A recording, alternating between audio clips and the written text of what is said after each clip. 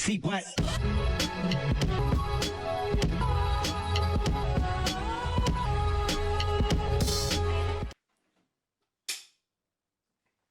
Oh, no words. No, because she messed up last week talking about the hole in my sock. Oh. And now look at her, repented. She's on timeout. Yeah. Yeah. Well, what an intro. Just a clap. Welcome. Hello, oh my you God, guys. this is really What- like, I didn't realize it was, it's okay. Hey! Hey. Welcome. New cue cards. New cue for Mindy. I still have the old cue cards, but I ordered the wrong gloss. And so Tabria said, you don't need to read words. And it's just, it's okay. This is for props. I don't know about paper material, so my bad. It's okay. I'll Tabria, how figure was it your out. week? It was good. Just working a lot. Between the podcast and these damn voter guides, I have a full-time job. Girl, yes. It's You do. It's really insane. You have a full-time job. So I'm trying to figure out ways to delegate. I have Matt coming over tomorrow to help me with some stuff. Okay, nice. Yeah, I think I may like kind of hire him like on a rolling basis or something. That's nice. And Mhm. especially since you know him and like Yeah. you would trust him with Yeah. this stuff and being in your house. Right. Yeah. So just doing that, and I had to buy Peaches a lot of new clothes. Gosh, she's outgrowing everything. She is so Girl. tall. Yes. Oh my God. And she cussed like a sailor. She doesn't. No, she doesn't. Yes, she does. No, She just cussed. She just cussed earlier. I was just with her. Yeah. And what she say? She said something like, like she was just coughing what Trey said. I can't remember what he said though. I think she said, "Sucks for you, nigga." I'm pretty sure that's what she said. And then we asked her if she thought Jay was a boy or a girl, and she said extremely confidently, "Boy." But then 10 minutes later, we asked her the same question again, and she said, "Girl." She figured it out. She a smart cookie. Right. It's not her fault. Jay got a fade. Okay. And she had baggy clothes on. It's all right. But I had to buy her some new clothes, and this was the first time I bought her toddler clothes because we were so fortunate that we didn't have to buy her clothes for literally like the first 3 years. Mm-hmm. But these prices are out of control. And I'm being so for real because, I was trying to go cute. So I was on Zara and H&M. Oh, no. It's like $40 for toddler jeans. It's the same price as our clothes. Absolutely not. Literally. Absolutely not. Mhm. So we went to Old Navy. Period. And No, Old Navy stuff is cute for it is kids. cute though. But I'm It's like, cute. yeah, I refuse to spend $40 for some kids' pants. You know That's what's even crazier? ridiculous. It's more expensive when you go to the kid-specific stores like Oshkosh and shit like that. What's the other one? Children's Place. That was not that Yes. bad. No, there was one that, with the cutesy stuff for the girls. Limited. Yeah. Yeah. No. She's getting no name brand nothing. It's all right. She'll be fine. Because even like New Balances, $100. $95 for some toddler New Balances? Girl, first of all, all these sneaker companies are tripping. I literally saw an ad for Skechers, and I saw the shoe, and I thought the shoe was so ugly. I wanted to see how much it was for. And literally, I looked it up. It was an all red shoe sneaker. $85. Who the fuck is paying For Skechers Skechers? for an off-brand, all red, fire engine red sneaker? 85. You think $85? Yeah. Y'all they used to be in the $30 bracket. I No, remember that. seriously. Pay less. Pay less. $30, $20. And now y'all charging the same amount that Air Force Ones used to go for? Yeah, no. Inflation is real. Girl. Inflation is Where do real. you get your underwear from? Amazon. No, for real. Because I just bought some underwear on Amazon because I was looking. I hate that. And we do not condone I it, but it's know. hard to find places. I was looking for 100% cotton underwear because my go-to was Skims, so I'm trying not to shop at Skims. So then, and I used to go to Victoria's Secret. I'm not going to Victoria's Secret. Yeah. Literally, underwear is $20 a pair. No, the other day, because I also had to re-up on my panty drawers, and literally I was looking at a 5-pack, and the 5-pack was like $50. And I was like, so $10 a pair of panty? $10 Yes. a panty? Yes. Fuck no. Yeah. Went straight to Amazon and got my little trusty dusty. I think I get like 6 pairs of the same brand, like the seamless ones, and they're like $16. I know it sucks. This is the thing about crossing the picket line. Okay, the thing about being a scab and crossing the picket line, I'll never be mad at anyone or mad at myself when I know I just don't have it. Yeah. You asking me to spend 4 times what I would when I'm already on a budget? Get the fuck out of here. I'm sorry. Niggas gotta eat. Panties gotta be worn. My pussy gotta breathe. Cause that's the thing about buying seriously. good. You have to buy underwear. You have to buy good underwear. Yes, or else your pussy not gonna breathe. Yeah. And then guess who got UTIs everywhere? Fuck that. It's so annoying. I know. We're given the illusion of choice. Let's not get started. I know. I asked my broadcast channel where they get underwear, and they said TJ Maxx. So I was like, okay, I need to go to TJ Maxx. We need to start going to like these to the in-person Ross stores. Marshalls. Yes. Yeah, we need to start doing that. It's just I think I need to break my addiction to convenience. And that's what I've been doing this past year, getting rid of my Amazon account. Like, I don't have Prime anymore. If I order anything, I order everything that I need that I know I can't get in person. Because there are like specific things that I get from Amazon that I just cannot find anywhere else. Yeah. And you just sent me that video of that girl who canceled her Prime membership and she had to buy something. Yes. And she found out it doesn't matter. You pay more with Prime. The same. Yeah. So the thing is, I checked myself and it's true because not gonna say who, but someone that I know who still has Prime. Not gonna out you, Jay. Oh and I compared, and it is. Yeah. Most of the things were cheaper for me without my Prime membership, and for her it was like $3 or $4 more. But then I got charged for shipping. Right. But at the end of the day, every item was more expensive for her. Me, I got charged one flat fee, right, like $6.99 for shipping. So overall, it was cheaper. That's crazy. Yeah. So you're paying that monthly fee for I canceled nothing. mine already. It's up, I think, in May. Okay. So we'll see how it goes. I think the one thing that I missed the most when I first canceled it was Prime Video. They had good shows on there. Oh, because you can't watch anything, huh? Damn. No, I know, but it's okay. Yeah. First world problems. Right. Well, again, how was your week? We didn't finish. That was fine. I mean, worked and nothing didn't do eventful. anything else. Oh, I went to a memorial. We went to Jason's memorial Saturday. I saw one of our model friends and we were talking about it, Judah. Yeah. How was it?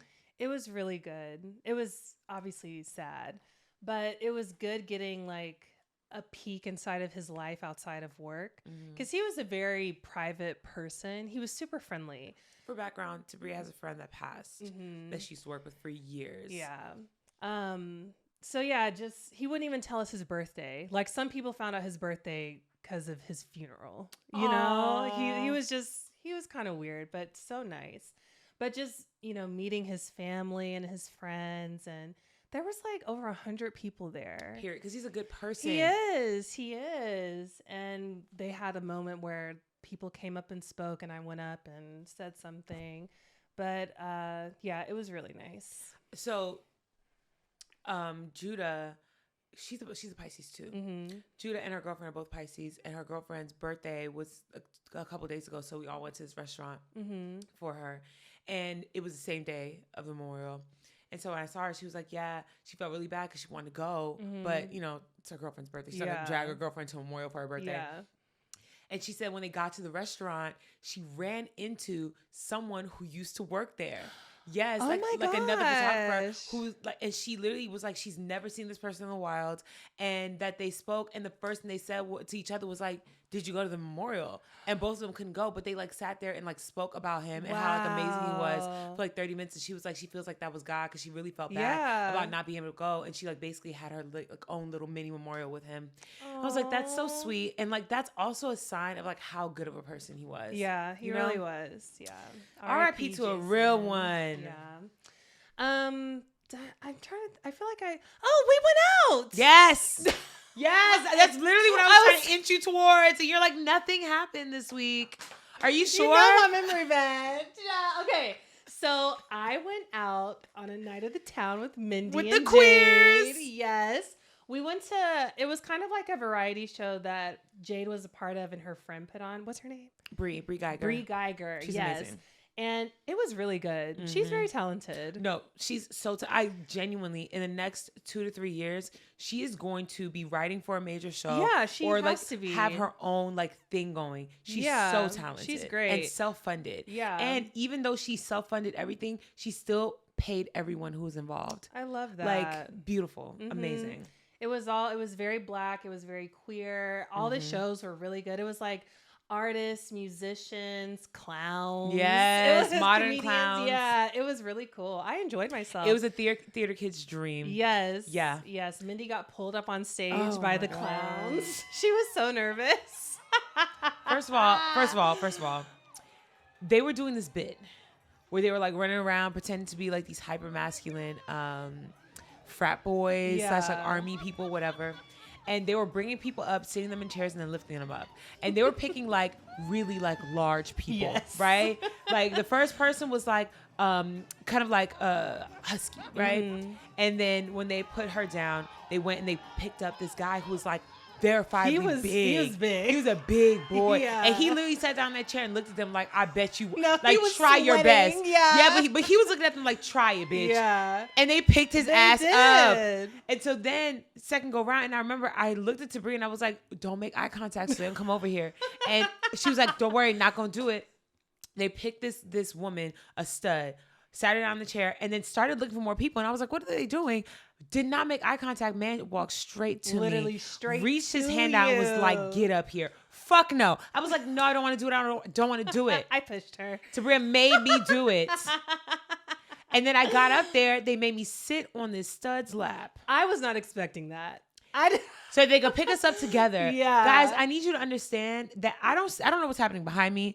My eyes are damn near shut the whole time because I'm afraid of heights. I'm freaking out. I'm doing the sign of the cross. I'm like, Jesus, Lord, please protect me. I look over to stage left and Jade's whole body is there staring, eyes wide, mouth agape. And she's literally like, what the fuck?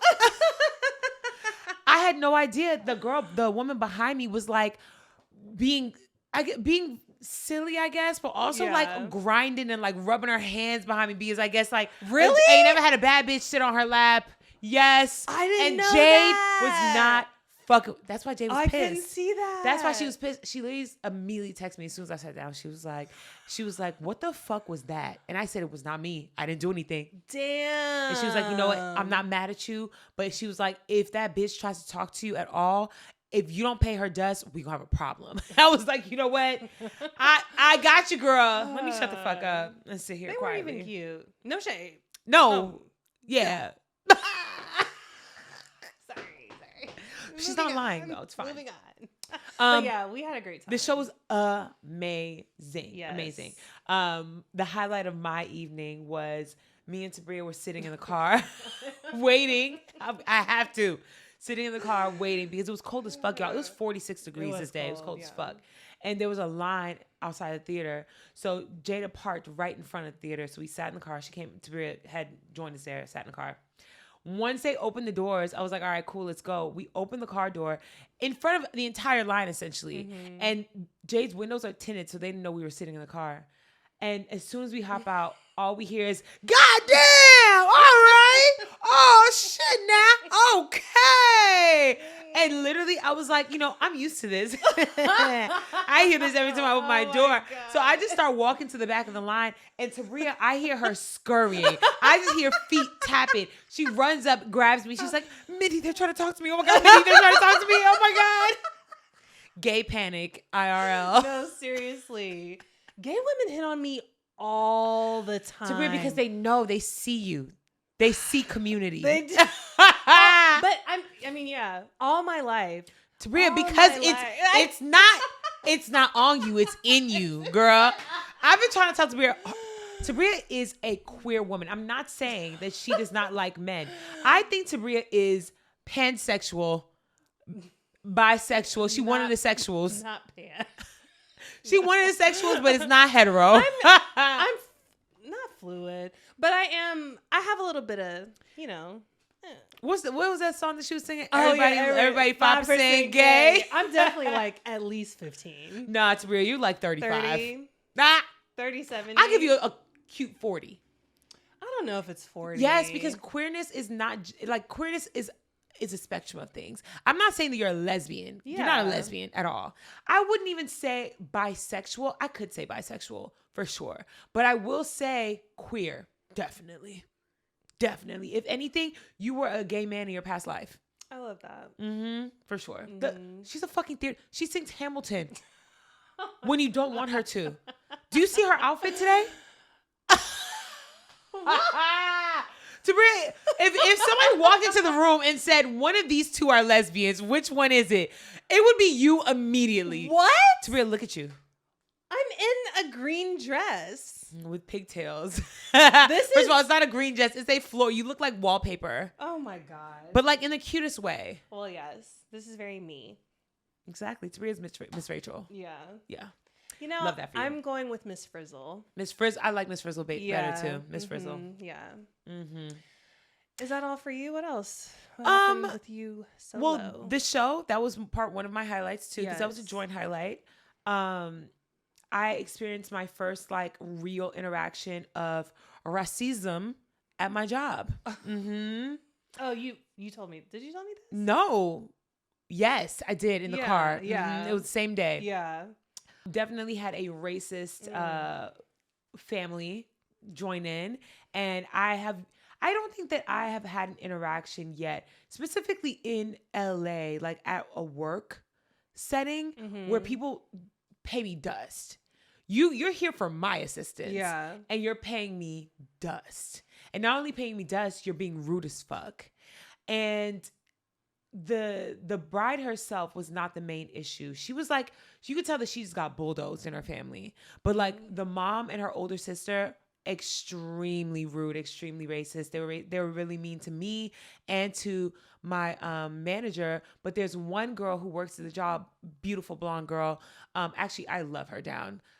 Sweet baby angel. And they were so fucking nice to her. So nice to her. So nice that she literally said, "Oh my God, they're so nice." And I was like, "No, they're girl, not. no, they're not." And as soon as I told her about how they were acting towards me and towards my boss, she was like, "Fuck these bitches." Yes. No, but it was intense. And honestly, my manager can be like white presenting, but she's mixed. So her father is from like an indigenous tribe in South Africa, and then her mom is British. But she just looks very like Middle Eastern, maybe Greek. It's like if you had to put her in a box, it'd be ambiguous white. Was she raised here? No, she was raised in South Africa. So so she has that accent? Yes, it's mild, but it's there. So like yesterday there was actually a family from South Africa, and they started talking, her accent like popped out. Crazy. Yeah. But they were rude as fuck to her too, because they couldn't put her in a box, and they were like, she's brown. And so it was so interesting because she did not play. She literally said, "Get these people the fuck out my store." Yes. She said, "Get them out my store." And I was like, hell yeah. That's so annoying. Thank you. Wait, I thought you were going to tell the story of the girl with no underwear.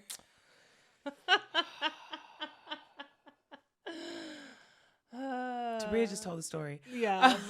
No. So I pray to God, I don't think they'll ever find this, because she was very nice, aside from the fact that she has no upbringing whatsoever. So as you can imagine, when you go to try on wedding dresses, you have to take your clothes off. And most people are prepared for this. Yeah. So they show up with like nude underwear, with shapewear sometimes, with like the actual pasties on, or like the Boombas or whatever. And they're ready to go. Because you don't want to have a bra on. You don't want to see your bra straps. And you don't want dark underwear. You want to see what it would look like the day of your wedding. This woman, she has come in 3 times. And every single time she specifically requests me. She is like, "I love you so much. You are amazing. You're amazing. You're amazing. Thank you. I know that that's true." But whenever we get into the dressing room and it's time for her to get into the fucking dresses, I will take them off the hanger, put them on the pedestal, and I'll be like, "Yeah, just like step on it and pull it up." She'll literally show up in jeans. Peel the jeans off because they're skinny every single time. Ugh. And have no panties on. Ew. None. Ew. Just free balling it in skinny jeans. And then in front of me, I mean, having full conversation. So how you been since the last time I've been here? Pussy That's out. crazy. And then she'll put the shapewear on. In front of you? Yes. That is not a garment you put on in front of you. Oh my God. And I remember the first time I was like, oh, I can give you some privacy. She was like, no, it's no problem. I have a couple questions. Oh, shit. Then How are people that comfortable? I have no idea. And the thing is, she'll take the shapewear off to put on her jeans again with no panties on, just pussy out at the end of the appointment. And I will leave for that because you don't need to be here anymore. I'm out of here. But the last time, and no shade at all, you are probably a sweet white woman. Last time, it was during this like random monsoon that was happening. It was cold as fuck. So the heat was blasting in the showroom. And when I tell you, it was a crab boil in that bitch. Oh my God. It was in there. I was like itching to open the curtain up every fucking time, and I can't say nothing. What am I supposed to say? Y'all, when you go shopping for wedding dresses, make sure you put deodorant on, make sure you have panties on, and make sure that you powder all of your folds, please. Just basic hygiene. Please. Oh my God. Please. That's That is all that I ask. disgusting. And the thing is, I know I won't be in this industry for much longer. I'm making my exit. But for my brethren, my fellow bridal stylists, please, y'all, just consider them. Yeah. Thank you. That's crazy. Aside from that, my week was pretty chill. It was nothing but work. Y'all know the deal. That's it. And this is so Mindy, this is her first week scaling back. Yes. So this Thursday that's coming up will be my first Thursday off where I'll actually have a day to do things. Yes. I really need to get back into my content bag. I've been trying, but people have been like picking up on things. Like I posted a video the other day and it went up a little. And someone commented and they were like, Mindy, why are you in a bridal shop? And I was like, shh.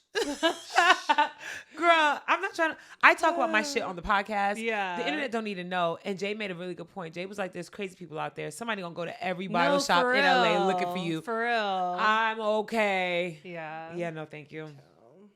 But yeah, that was my week. I love that. Okay. Let's get into the depressing parts. Yeah, the news is gonna start off pretty sad. Yeah. So there were three Black deaths that happened all within a few days of one another. Yep. The first was Kyle Bassinga. He was a 21-year-old college student at Georgia State. Rest in peace. This is so sad. And he was found hanging in a park in Marietta, and it is being ruled or looked at, I guess, hasn't been officially ruled, but looked at as a suicide. Which still, for the life of me, will never fucking understand how they could ever categorize someone hanging from a tree. And nothing else was around. No No chair. ladder. Like, how did they hoist themselves up there? Literally. Like, y'all are playing in our fucking faces. No signs of foul play is what they're saying. It's course. so disrespectful. It's so Beyond. disrespectful. And this just happened. When did we do that story about that guy in Wisconsin? I think November, December. This just happened to another Black man. Yeah. Yes. Yeah. It was at the end of last year. So rest in peace, Kyle Bassinga. I hope that they're able to get a private autopsy. So just a random thing. Jade and I watched this documentary last night.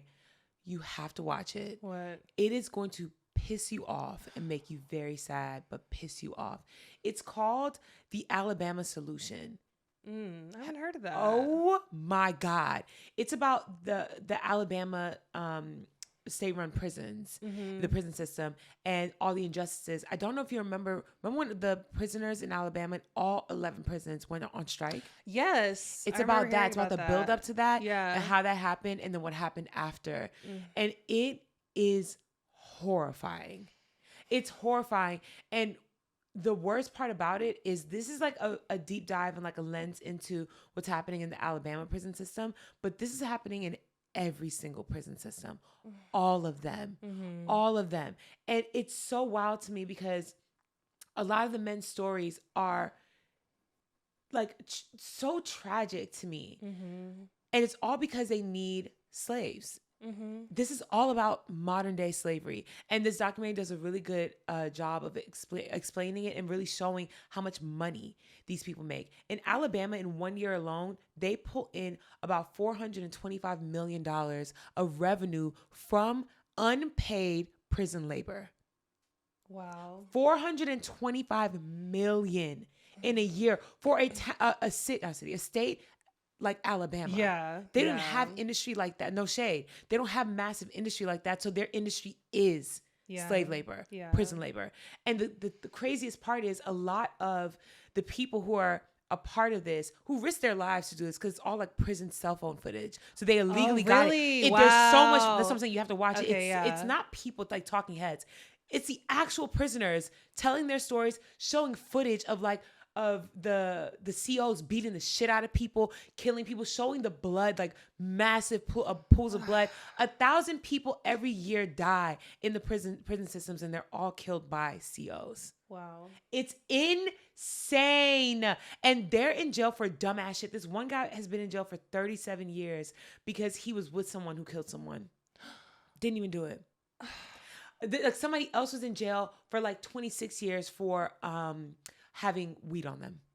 Oh my God. And they're literally dealing with the craziest shit. And they didn't even do. I'm talking been in jail since they were 16, 15, 20. Children. Like if a white boy in Alabama gets caught with a blunt, what are they getting? A slap on the wrist. Yeah. That's it. Being put in jail for 20 plus years for having, and not even to sell, not even like a pound. This is your personal stash of weed. And you're in jail for 26 years. Get the fuck out of here. Like, I was enraged watching this last night. You have to watch it. I will. Oh my God. Oh my God. I hate that. Please, it's one of those things where I know that we can't do much as individuals, but if everyone is informed and everyone is outraged and everyone says something and stands up, there will be a change. Yeah. We have to. We have to. So there was a Black woman who was killed. Her name was Dr. Linda Davis. She was a special ed teacher in Savannah, Georgia. And she was just adored by everybody, all her students, the other teachers, everybody in the community. Like, people just raved about this woman and how special she was. But she was hit by a car involved in a high-speed chase. So the guy driving the car, his name is Oscar Lopez. ICE was chasing him in unmarked cars, multiple vehicles, unmarked cars chasing him, when this technically shouldn't have even happened because local law enforcement, it was Chatham County. They didn't even know ICE was there. So, what? Yeah, it's a small county. It's not huge. So they didn't even know they were there. And they were like, they should have reached out to us because high-speed chases, that's a very high-risk situation. The probability of injuring somebody is very high. Super high. And a lot of states even have very strict laws around high-speed chases involving police. They can only go after them if it's like the most urgent of situations, But yeah, she lost her life. She was 52 years old. And now Oscar Lopez, who had no criminal record before, mind you, he now has a first-degree homicide charge. That shit is so fucking sad. Because he never would have hurt anyone if you weren't scaring the shit out of him. Yeah.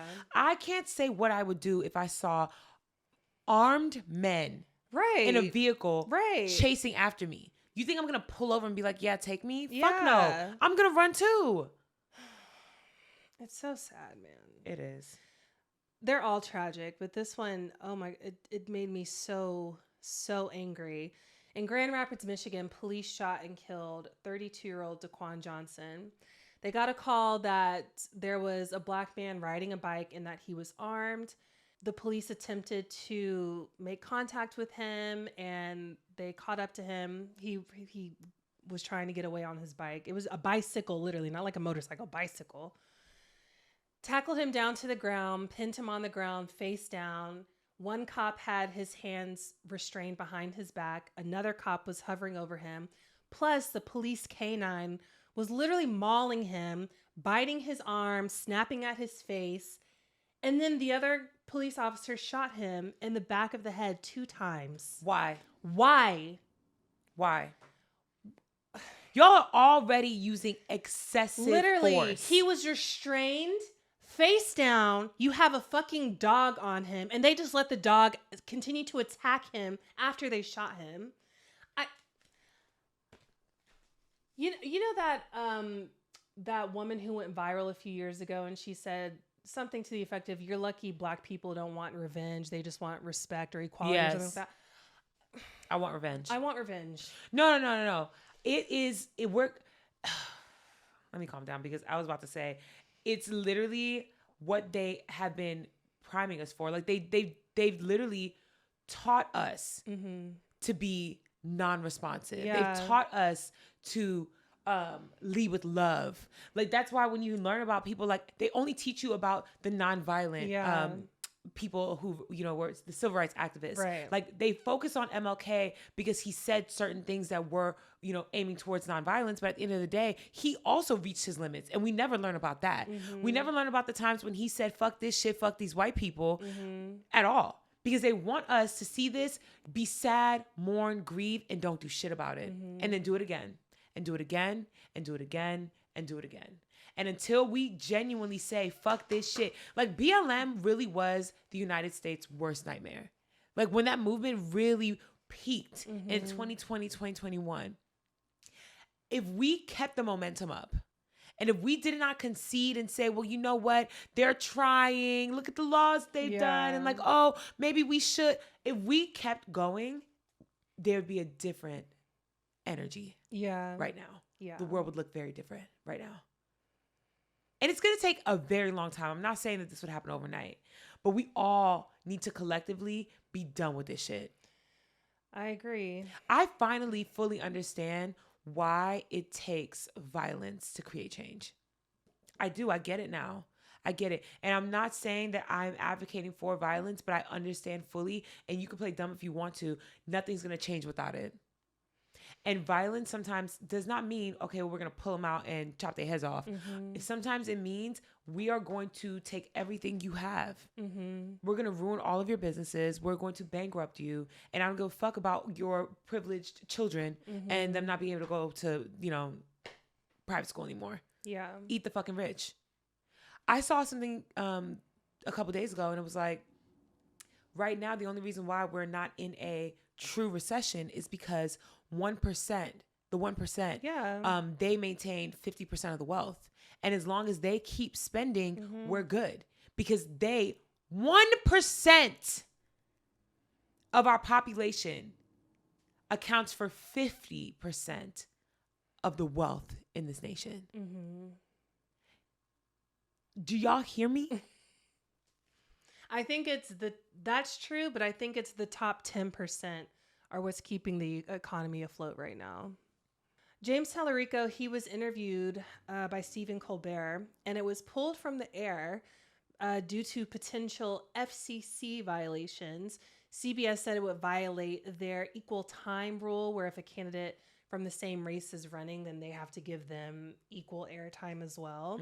But I don't think they've realized how much that backfired for them, because the views on that video are insane. I mean, it honestly worked out in their favor. Talarico got a lot of good press because of that. I'm very interested to see what happens with that. Oh my gosh, their race is coming up March 3rd. That's what? So the Senate or the Texas primaries. That March 3rd? March 3rd. That's the day of the eclipse. Yeah. Oh shit. Yeah. That's crazy as fuck. That's wild. Oh no. Yeah. What were you looking at? The wealth thing. What is it? So it says that the top 1%. Okay. The 1%, they own 38% of the U.S. wealth. So that's 40% basically. 40%. Which means the other 9% of the top 10%, they only have that 10%. So what you said about 10% only 50%. They only have that, but But that 1% has 38 or 40% of that is their personal wealth. That's crazy. That should make everybody so angry. You know, for all these people that defend billionaires all the time, think about that stat. The top 1%, which is literally a couple thousand people. Maybe a couple hundred. Let me see. No, there's 3,000 billionaires, I think, in the U.S. Oh, damn, that's a lot. I know, but it's Billionaires, inflation, you know? But yeah, literally a couple thousand people that are hoarding majority of the wealth in the U.S. and y'all want to defend them and say, no, we can't tax them because they're going to move away and we won't have their money anymore. This is so crazy. So the top 10%, they own about 139.4 trillion, right? Mm-hmm. Everybody else who's not above average in wealth, we own about 2.6%, which is $3.6 trillion. Damn. We're splitting 3.6 trillion. That's 167 million Americans. Altogether, their net worth is 3.6 trillion.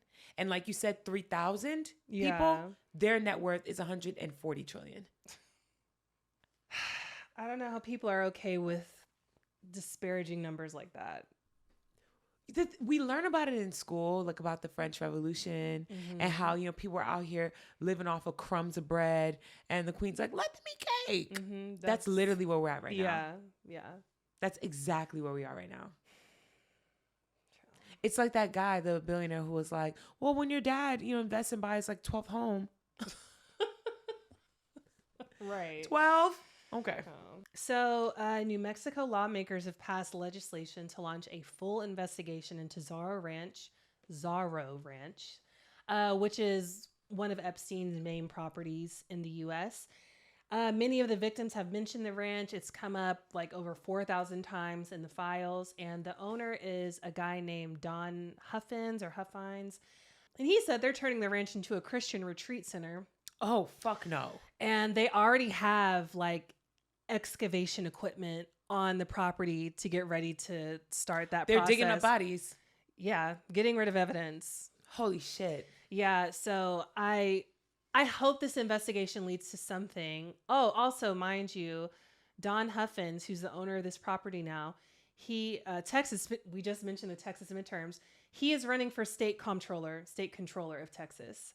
So please vote against him. I can't remember who I got for state controller, but I'm so scared for Texas. Please, girl. I'm scared for Texas. I'm scared hopeful for Florida. Texas, though. I'm hopeful because they just flipped that one really red county, Tarrant County. I understand, but Texas is one of those states where the bad guys hold all the power and the wealth. I know. And I understand. It's like, well, you know, vote. Yeah, but at the end of the day, even if the votes come in and it's against what they want, they're going to find a way to pay for it. You know what I mean? Yeah. Corruption is way too rampant. Yeah. Speaking of that, also Don Huffins' son, his name is Russell Huffins. He works in the White House in cabinet affairs. Girl! You know. Oh, God. Did you know Mark Zuckerberg is on trial right now? Mm-hmm. I only have seen this from Australian news sources. I haven't seen it from any American ones yet. Literally, I follow a couple people who specifically are like down with the capitalists, down with the tech bros. And so they've been updating us on all this. And did you, well, I'm gonna let you say what you need to say, and then I'm gonna tell you about an update from it then. But he's currently on trial on behalf of Instagram and Facebook, and they're mentioning other tech platforms like Google and YouTube as well, because social media apps are deliberately designed to be addictive and harmful to children and teens. Mm-hmm. The lead plaintiff is this young woman. Her identity is kept anonymous right now, and she alleges that the use of excessive use of social media leads to addiction, depression, suicidal ideation. I'll be very interested to see how this case goes. Adam Masori, he's like the head of Instagram, and he testified recently, and he said that using social media even up to 16 hours a day doesn't mean someone is addicted. Okay, so something crazy that happened during that case recently. Mm-hmm. They were I think he was being not deposed, but he was giving his testimony, whatever. And the judge, someone came up and like whispered in the judge's ear. Mm-hmm. And the judge asked a specific question, which we know because of how the judge was prompted that someone clocked some shit. Mm-hmm. And the judge asked, could meta glasses be used to identify individuals? And he answered yes. And so he was like, okay, well, if there is someone in this courtroom who has meta glasses on, could they use the footage from that to identify the plaintiff? And they were like, yes. And they had to literally stop because somebody was there with meta glasses on. Yes. Wow. Yes. And so they think that they're trying to find, like, figure out who she is. Yeah. Yeah. I just, in my mind, it's like y'all are literal evil villains. Yeah. Literal villains. Oh my goodness. That'll be an interesting one because, yes, they're designed to be addictive, but also you don't have to be on it. I feel like that's the point that they're going to argue. But that's the problem. People take the term addiction lightly. Mm-hmm. It's an addiction. It's like telling someone you don't have to be on crack. Yeah. I understand, but when the urge is there and it's so accessible, I have my phone with me everywhere. Who's going to stop? It took me a true effort to reduce my time on TikTok. Mm-hmm. And I understand what addiction looks like. You know what I mean? Yeah. Like, I'm aware and fully aware of how bad this is, and I'm still sucked into it because I'm consuming things I deem to be good. Right. I'm doing research. I'm like finding out about whatever. I'm like trying to decompress. So I'm listening to and watching lighthearted content. But regardless, I'm still addicted to my phone. I'm addicted to TikTok. I'm addicted to, you know what I mean? Yeah. No, I get it. I'm going to be watching this because it'll be interesting to see what happens. There was a large scale raid at Bay Plaza in the Bronx. It happened. It's not funny. No, it is funny. No, I'm gonna let you say what you have to say, but it's funny because shit like this used to happen when I was a kid. Really? Yes. With this many kids? Go ahead. So they estimate, I've seen so many different reports, but between 200 and 400 teenagers. It was done on President's Day, so they didn't have school. But they literally turned this place out, busted through windows, stole stuff, harassing the workers. I mean, it looked a mess after it was all said and done. They arrested 18 teenagers, and majority of them have been released back to their parents. But yeah, the kids are bored. Yeah, the kids are bored, and not only that, I hate to sound like an auntie when I say this, but it's them phones. It is. Now, when I say some phones, it's two different things I mean by that. One, they were able to organize this and spread the word because of social media and the phones, right? Two, they are so used to watching these streamers, these content creators do all this wild, wacky ass shit. And I don't think they recognize or realize that there are repercussions for these things. And I also don't think that they have a built-in innate fear, because they see it happen all the time. When I was a kid, if you told me run and jump on this random person's car while they're in it and jump up and down their hood until it dents, I would be like, are you smoking dick? Yeah. In what world would I do that? But for them, it's like, oh my God, I just saw so-and-so do this online. It was so good. Their shit went up. They got so many followers. Everybody was literally filming everything because all of it was one big chaotic content stream. Like, everything was content. All of it. When I was a kid growing up in New York, first off, this area in the Bronx, they really don't got much aside from that mall. Yeah. So you're either just like out in the streets hanging out, on someone's steps or at the corner store or whatever, or you're at the mall. There's nothing else. And that's why it becomes so chaotic. The kids have no after school programs. Where's the ballet? Where's the debate team? You know what I mean? When I was growing up, Freshman Friday was always where shit went down. And Freshman Friday was so dangerous that half the school, their parents would keep them home because you knew it was going to go up that day. Oh so gosh. Because school would let out early the first Friday of like the school year, and all the upperclassmen would essentially haze and like chase down all the freshmen. And so they would like throw you in trash cans. Like as a freshman, you would run out the school and like run into like the corner store or like the Chinese food spot for protection, but they would still run up in there and like yank you out. Like it was like chaos in the streets. And so shit like this, I'm not new to. It's because there's nothing else to do. Yeah. There's nothing else to do. Most of these kids are growing up in areas that are like not the best. You have these inner frustrations. You let them out however you can. I feel really bad for the kids, but I also feel like these parents need to start reprimanding your children. I'm sorry. Even if it was President's Day, my mom is not letting us leave the house.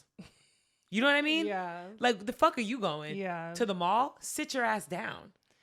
Yeah, a lot of people say that parents need to start being held responsible when their kids do extreme stuff like this. Can I give a news update? Yeah. I didn't see you have this on, and What? you just mentioned that. There is a father in Florida who was just sentenced to 37 years in prison because he allowed his 15-year-old to drive his car with his friends. He gave him permission to do so, and he ended up driving recklessly and killing 4 people, a grandmother and 3 children. And the thing is, I think most people recognize that the father is taking the fall for his son, because if he didn't take the murder charge, his son would have gotten it, and it would have given him like 5 years, right? Yes, in juvenile detention. And the father is basically handing the rest of his life over. Yeah. Because he's grown. 37 years when you're in your 40s or 50s, you're done. Yeah. That's a life sentence. And he was not on site. He wasn't there. At the end of the day, we don't know. His son could have just stolen the car and didn't tell him. But the dad is taking responsibility for it. And I think that is so fucked up. And shame on the judge who sentenced that father to that 37 years. Knowing that even if the story that we're getting is true, that he gave him permission to drive, he probably thought that he was going to be in and out, go somewhere down the street. Like, nobody does that with the intention of, okay, now go kill children and a grandmother. You know what I mean? Like, I don't think that he should be punished that severely. If you want to punish him, give him 10, give him 5. Yeah, I was going to say, reverse the sentences. You know? He's only getting 5 years. What's he going to learn from that? He's going to get out at 20. I mean, because he's going to juvenile detention. And that's nothing. I mean, I don't want to say it's nothing, but still. I still don't think that the son, 37 years is still too much for a 15-year-old who's just joyriding and didn't know how to drive properly. The accident wasn't intentional. It's not like he like saw a family and was like, let's ram into them. It was just him being very reckless as a child. 15, you're reckless. I just told you a story last week about my sister stealing my mom's car. Yeah. Like, but he killed 4 people? Car wreck. It was a grandma in a car with a kid with her grandchildren. Exactly. Yeah. And so it's like worst case scenario for sure, but I still would not place malicious intention on him. You know? He deserves time. No, I think 5 years in in juvenile detention and then being on maybe like, you know, parole or whatever for additional 5 is suffice to me. Because he needs to be rehabilitated. He needs to be taught what he did was wrong and maybe pay restitution. But putting a child in jail for 30 years is still not the right answer. It's still not the right answer. 5 years for sure until he's 21. And then when he does, hit 21, he needs to pay the family a certain amount of money and work and get his life together. His name is Richard Ferguson. He's 68 years old. Oh, God. 68. This is a life sentence. And I'm looking at the article right now. He's made peace with the fact that he's going to spend the rest of his life in jail. And he was like crying and empathizing with the mother who lost her mom and all of her children, 3 children, which I understand. That is tragic. There's nothing that's going to replace that. Jesus. Losing 1 child is heartbreaking. Losing 3, I could never, ever imagine. Jesus. And your mother. And like, I could Oh, never. no, Mindy. 5 years? Nah, man. Nah. I mean, no. Mistakes have consequences. For sure. You killed 4 fucking people. Yeah. 4. Yeah. And no. And your father. Wait, so question. Did the judge like give the father this sentence because he like made a deal or like volunteered this, or like they just did this because we have to hold somebody accountable and they couldn't put the son in for that long or something? So,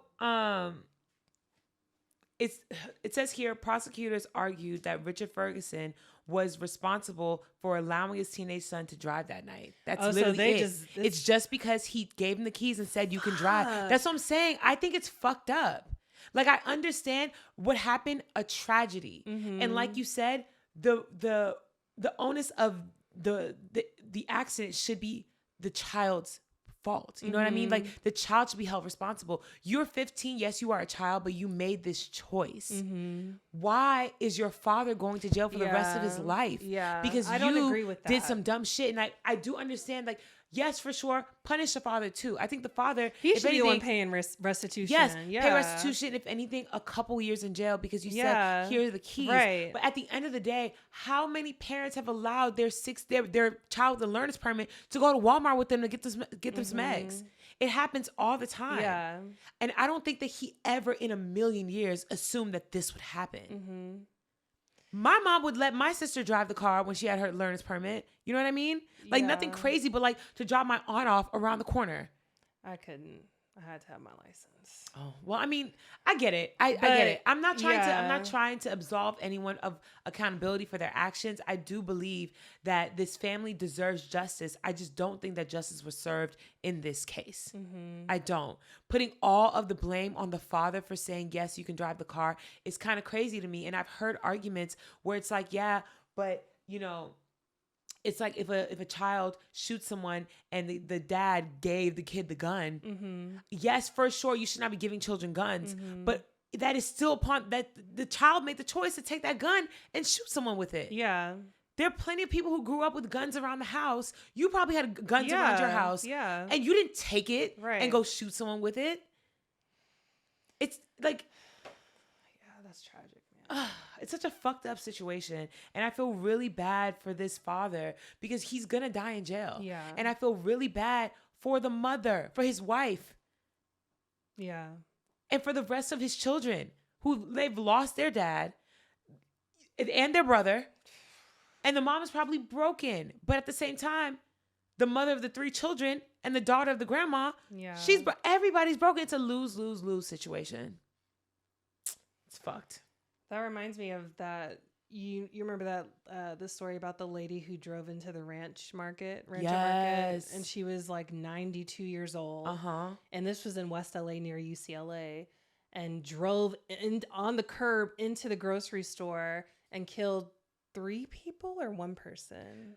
Because it recently happened. It happened in February. Yeah. But a lot of people were saying this is why, like, older people shouldn't be allowed to have a license. 1000% agree. My thing is, the numbers show that younger people cause more accidents than older people do, and I totally get it. I get both sides. Yeah, I think over a certain age, you should have 92 to at least, is egregious. 90. No, that's crazy. But I think over, I don't know, 70, you should have to go and get. I think that's a thing. No, it's not. Oh, in California. Yeah, once you have your license, you just, until it expires every 10 years, you just have it. I feel like it's either New York or Georgia. They make you go back and get retested. I don't remember, actually. Tabria not going to put the answer up there. I mean, honestly, in LA, truly, it would be such an inconvenience. But I feel like people need to retest every 5 years in general. Yes. Because people in LA... they just drive so reckless, but I feel like everybody's driving reckless everywhere. No, but I think with age, it's important because the DMV is not getting updates on your mental health and on your physical health. Mm-hmm. My aunt's late husband, before he passed, he died I think it was like 86 or 87 when he passed. Mm-hmm. But when he was in his early to mid 80s, he was still driving, and he was very stubborn about not getting his keys like taken from him. He really loved his car, had a Lexus. And I remember one day I was in the car with my mom. I was visiting And we saw him like at a 4-way stop, and he like drove up. It was red light for him, red light on either end going this way. We're like perpendicular. My mom and I were going the opposite way. And it was a green light for us, and we saw him drive straight through the red light and turn and go straight past. And thankfully, no cars like ran into him, but that would have been a death sentence right there. Yeah. And my mom busted a U-turn, called him on his cell phone, and was like, "We're right behind you. You just drove past a red light. Like, are you cool?" And he was like, "No, I didn't." Yeah. Oblivious. Everybody honking at him. Oblivious. How old was he again? He was like in his 80s. Oh, yeah. That's I think like 84, 85. Yeah. I think after, I don't know what the age should be. 75, I think you should start getting tested. Maybe, yeah. Because the thing is, it's just a checkup. It's like going to get a mammogram. You know what I mean? Yeah. The older you get, or like a prostate exam, the older you get, the more frequently it happens. I'm not saying you need to like, do a cognitive test every time you turn your car on, but like maybe at 75, every 2 years. Maybe at 80, every year. I agree. But I think the whole like licensing, it needs to be reevaluated. In general. Yes, because, and I speak from experience, not in this respect, but even with DUIs, they're like 85% more likely to reoffend. That's true, but they're alcoholics, that's why. I know, but still. And with texting and driving now. Yeah. I really had to, once I had Peaches, I had to restrain myself because I would text and drive. I don't do that shit at all. No, but I see so many people texting and driving. Literally the other day, I was in the car with Jade and someone was swerving like in and out of lanes. And Jade literally got so pissed because they were like swerving. She had to move her car multiple times. We drive up and she looks over, fully texting. Fully. One hand on the steering wheel, eyes down. Texting. Insane. Insane. It's out of control. And the thing is, I understand. I get it. I've had the urge to do it too, back when I was driving everywhere. But at the same time, it's not worth it. No, it's not. It's not worth it. That's why I'm so grateful for talk to text. I'm so grateful for voice notes. Why the fuck are you texting? Voice note it. If it's that urgent that you can't wait till you stop the car, you press the voice note button. You don't need to touch the thing. Yeah. You say what you need to say. You press the button again. You hit send. Or just wait. Just wait. Half of all the new demand for electricity over the next 5 years will be because of AI. It will be driven by data centers. Half of all the power that will be generated over the next 5 years is because of data centers. Mind you, there's not that many data centers. You know what I'm saying? Like in comparison to everything else.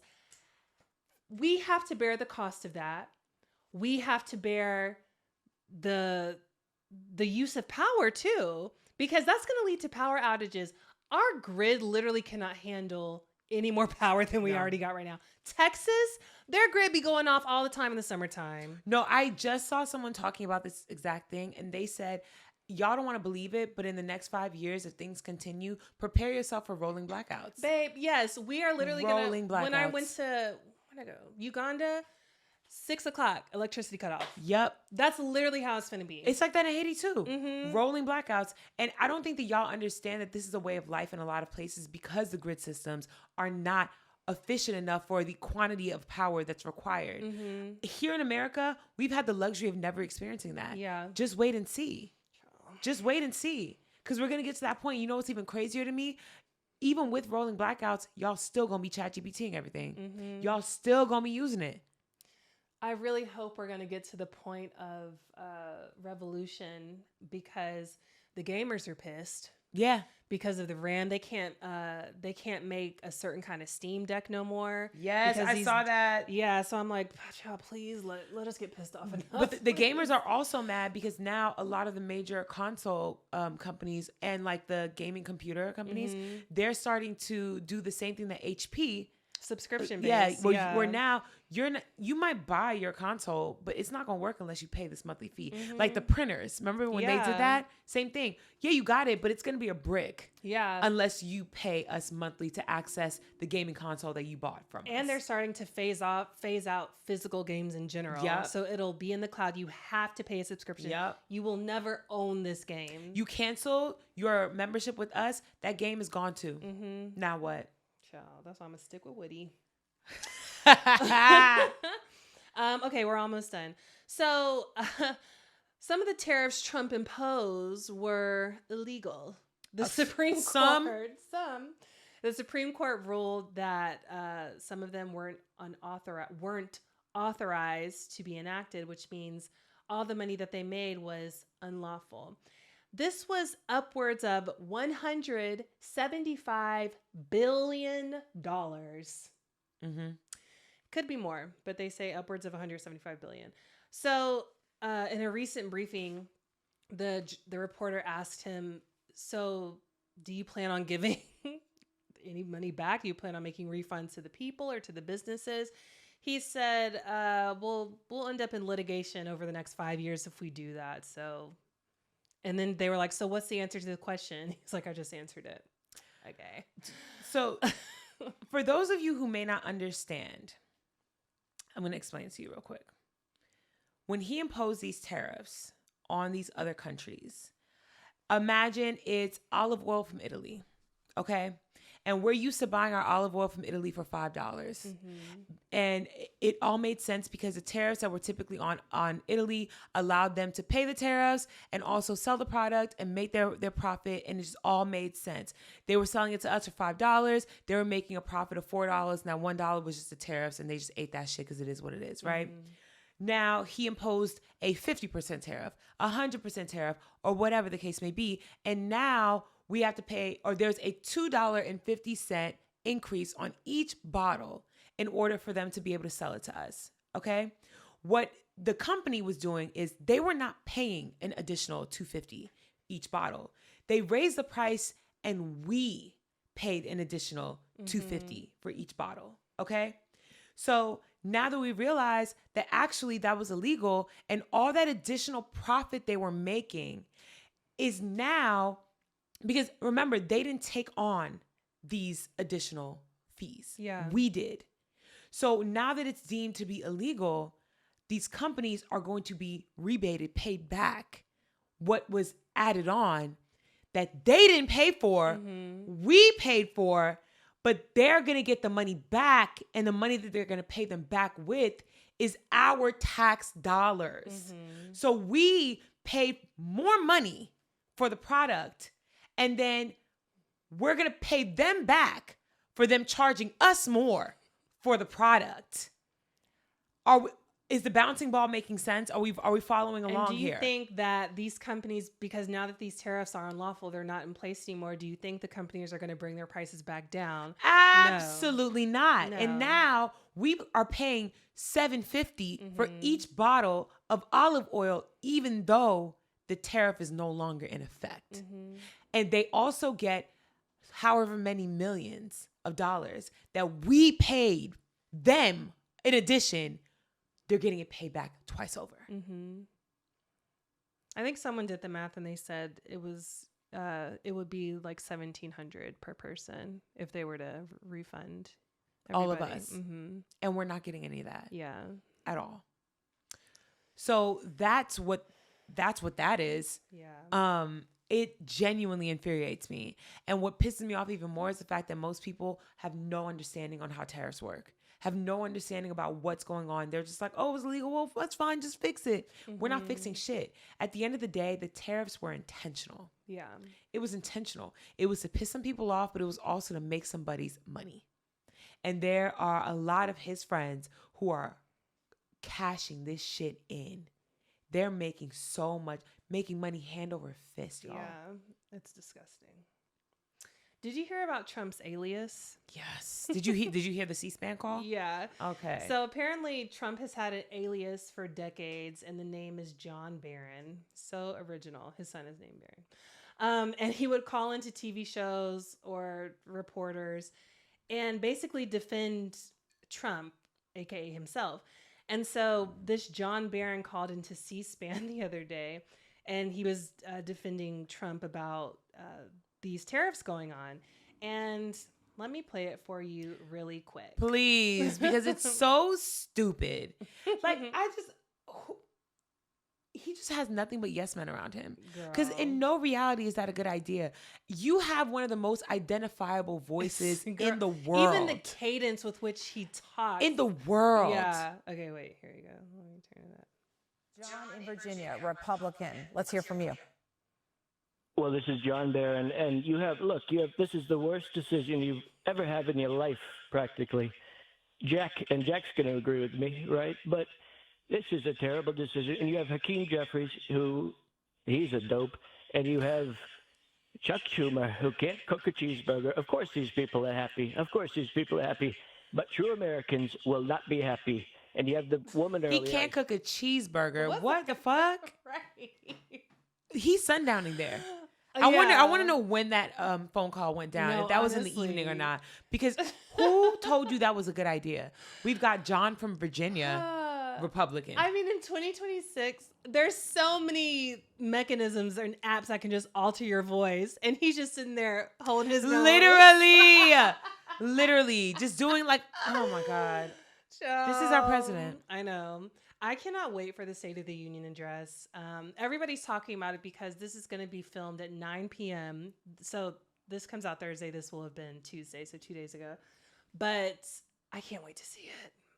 It's going to be interesting. I feel like it's going to be a mess. Yeah. Anyway, South Korea just put their former president in jail for life. Yoon Suk-yeol was in office from 2022. Go off. You ate that up. You did. Any Koreans, so please annoying. comment and let her know if she ate that up or not. I probably didn't, but... Kamsahamnida. But he was arrested for declaring martial law and turning their military against the people. Sound familiar? Hello. And their people fought back, and this man was convicted, tried, and arrested, tried, and convicted, and literally sentenced to life in prison. Yes. God, we are waiting. Hello. Aliens. Oh yeah, he released. The aliens are real. Oh yeah, we already knew that. We know. We are not letting up on these files. And the thing is, the aliens being real. Like, okay, thank you for telling us that. That's the least of my worries Unless you have an alien sit down for an interview with Don Lemon, I don't give a fuck. I don't because care. if I need to know, how are y'all useful? Yeah. Here? Because if there are aliens here, do y'all not have any special powers, mechanisms, nothing? Can you not zap motherfuckers? Please. Why are y'all not fixing what's happening here? Please. Are aliens Republicans? I know. I was gonna say, are y'all MAGA too? Right. So Leslie Les Wexner was just deposed. He was questioned about his relationship with Epstein, and so Epstein, whatever the fuck his name is. So Les Wexner, he owns the L Brands. He's the founder of L Brands, which owns Abercrombie and Fitch and Victoria's Secret. And a lot of models, especially, well, I'm going to say models specifically from Abercrombie, they've come out and spoken out against Les Wexner. A lot of male models. Wasn't there that documentary? Yes. Mm-hmm. That documentary about Abercrombie and Fitch too. So Epstein garnered all of his wealth from Les Wexner. He literally gave him power of attorney. A billionaire gave Jeffrey Epstein power of attorney, which means you can sign anything on my behalf. Yeah. Anything. And so $200 million from Les Wexner's account went missing. And they asked him, how did that just go unnoticed? That's a lot of fucking money. That's a lot of money. And if you're just if that goes unnoticed, bitch, tax y'all 20%. Thank you. Like if you could $200 million is not even no sweat off your fucking brow. The fuck? Hello. What are we talking about? Hello. So he said, well, I didn't notice, and my accountants advised me not to do anything about it. It would look bad. Whatever. So did you see the video of his lawyer whispering to him? No. So he's old as fuck. He's like in his 80s, and he was rambling on. And his lawyer, his name is Michael Levy, he leaned over and whispered loud as hell. Oh, so it wasn't a whisper? No, it was not a whisper.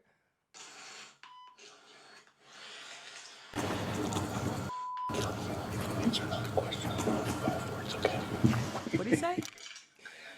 He said, I'm going to fucking kill you if you answer another question with more than 5 words, okay? Literally. You on the hot mic. Holy shit. I'm like, what? Okay, just oh my God. threatening someone's life in the Oh my deposition. God. That's so crazy. Yeah, it was wild. I'm like, what are we doing? Anyway. I can't get past the fact that $200 million is not that big a deal to you. That you're just like, well, they advised me not to worry about it. What? Right. That's like me losing $10. Yeah. And being like, oh my God, where my $10 at? Yeah. And you being like, Mindy, it's fine. It'll come back. And we got a little excited because Prince Andrew was arrested on his, former Prince Andrew. Yes. On his birthday, but he was released 11 hours later. So it's like. No, but he was released, but he's still being charged though. We'll see what happens. They're not going to put him in jail. I know that because dignity. But as long as he is disgraced, I'm okay with it. Mm-hmm. Did you see the video of... So there's like a conspiracy going around right now that Ghislaine Maxwell is not the woman in jail, that is a decoy, and that the real Ghislaine has not been in jail this entire time, which I truly believe. I think that Ghislaine is with Epstein, wherever the fuck they're at. And there was a video of a man in Canada. I saw that. You saw that, and he saw a woman who looked just like Ghislaine, and he was AI. like, Ghislaine. It was AI? Yeah. Damn it! I know. I got excited. But because last week I mentioned it, but I cut it out of the podcast because it was AI as well. What? When I showed you that picture of Ghislaine and comparing it to her in jail and to her out of jail. And it just looks so like her jaw, her nose. That's AI? That was AI. You're lying. And it's, I mean, once you look at it, the glasses were the dead giveaway. You're lying. But this video that I saw, or that everybody saw from Quebec, it looked grainy, which usually is a signal that it is AI because, baby, everybody got a 4K phone nowadays. Like, let's be so for real. But it looked very convincing, but people started finally DM the original owner of the account, and he said it was AI. That's so crazy. You know, or maybe he's being threatened. I don't know. But I definitely would believe if that's not really her in jail. That's not out of the scope of reality. I hate that. AI is really like, I know, fucking shit up. It is. It's so hard to find the truth. Yeah. This makes it even harder. Exactly. And no shade at all. It's full shade, actually. Fuck y'all. All these, whoever you are out there who thinks it's funny to create false AI imagery, especially in connection to things like the Epstein files, cases that we actually are worried about, concerned about, looking for justice in. Why the fuck would you do that? That's not a funny haha gotcha moment. Yeah. It's not funny. It's fucked. Stop doing that shit. Oh my God. Okay, that's it for... Oh, also, if y'all are planning to go to Mexico, specifically Puerto Vallarta or Guadalajara, do not. Cancel your trip. Yeah, they just killed the head honcho of the biggest cartel over there, so... And they are going crazy. up. Yeah, it's crazy. Have you seen the footage? Yes. It be is shooting up the insane. airport, I everybody on the street. Listen, I told Jade about it, and Jade was like, "Oh, that's so crazy." And I was like, "I don't think you understand because you're not reacting the way you need to be reacting. Look at this shit." And I was like, "These are people who just showed up for vacation, and now it is an active war zone outside your door. Yeah. People have been sheltering in place for days now. It's gunshots all through the day, all through the scary. night. Fuck no. Yeah, cancel that trip. Fuck no." All right, in good news, Elon Musk is having a terrible week. A judge threw out Tesla's appeal for a case involving a fatal car crash, and he has to pay out $243 million, which is amazing. And Tesla is dropping the price on Cybertrucks because Elon said he expected to sell nearly 250,000 Cybertrucks per year, and he has sold 50,000 in 2 years. Period. And to the 50,000 of y'all motherfuckers that bought them, fuck you, bitch. Yeah. They're ugly as hell. Yeah. They're hatchbacks. And they're unsafe. And they're ugly as hell. Yeah. They're long as fuck. It's like parking a yellow school bus. Why the fuck would you want that? Y'all are such hype beast motherfuckers. And whoever's listening, I know you don't have a Cybertruck unless you're sitting in one listening to this right now. And if you are, bitch, get your life. Yeah. Also, another bit of good news. In the last election, 56% of Gen Z men voted for Trump. And new polling shows that 61% of Gen Z men are now Democrat leaning. Ate that up. Thank you. You know, You ate that up. I love that. And shout out to the men realizing that y'all are crazy as hell. Right. All right. You got your pop culture. I do. I got them right here. I'm going to pretend. Look at me. Well, okay. So first things first, I feel like every episode for the past like 3 or 4, it's been an RIP. I don't know what's happening. Yeah. But RIP to Eric Dane, So our sad. TV show heartthrob. His entire family is so beautiful too. He was very unproblematic for years. Great actor. He left his family a video talking about like his struggles, and it was so beautiful. It was so sad. It's really sad. I feel so bad for them. ALS is a terrible disease. It's crazy that they haven't found any. I mean, they've made some advancements, but it's so terrible. You lose all your motor skills, but you retain all your cognitive function. Yeah. So you're literally just trapped inside your body. The BAFTAs recently happened. I think it was like yesterday. What does BAFTA even stand for? Girl, I don't know. British art. British art. British film. British Actor Film Television Awards. Damn, I think you might be right. British Academy of Film and Television Arts. Perfect. So, as many of you guys probably already know, I need to find the name of the white man that was yelling. John Davidson. That's his name. Okay, so Michael B. Jordan and Delroy Lindo were, I don't know if they weren't receiving, were they receiving or? No, I think they were presenting an award. They were presenting an award. And when they got up on stage and they were presenting the award, there was a man in the audience who was there because he was, I think, up for a nomination for an award. There was a documentary or a movie that was made based on him and his life. And it was called I Swear. He has Tourette's syndrome, and it's about his life and his journey battling his Tourette's. Yeah. When Delroy Lindo and Michael B. Jordan went up on stage and they were just started presenting this award, he yelled out from the back, "Nigger!" And you can see that hit them. Delroy and Michael hit them, settle in their bodies, and then they tucked that shit away and just kept it moving. Yeah. Class. The immense amount of class. Now, a lot of people online have been saying that he didn't say anything until that point, but that's not true. He had several outbursts throughout the night. And there's been a lot of discourse about this, and people, calling him a racist, saying that he did it intentionally and that it was really fucked up and blah, blah, blah. My opinion on this is, one, I do not claim to know whether or not he did this intentionally. So I'm not going to put that on him. Tourette's is a real disorder. And there is an aspect of Tourette's that literally makes people say things they know are bad, right? So I'm not going to say that it was intentional. What I will say, though, is you should have stayed home. And that is my opinion. You don't need to feel any way about, I don't care how y'all feel about it. It's my opinion. If you know that you have Tourette's, you've had it your entire life, you literally had a movie made about your life because of your Tourette's. And you know that this is an award show that is a very important moment for almost every person there. Lives are changing. This is like the highlight of a lot of people's worlds.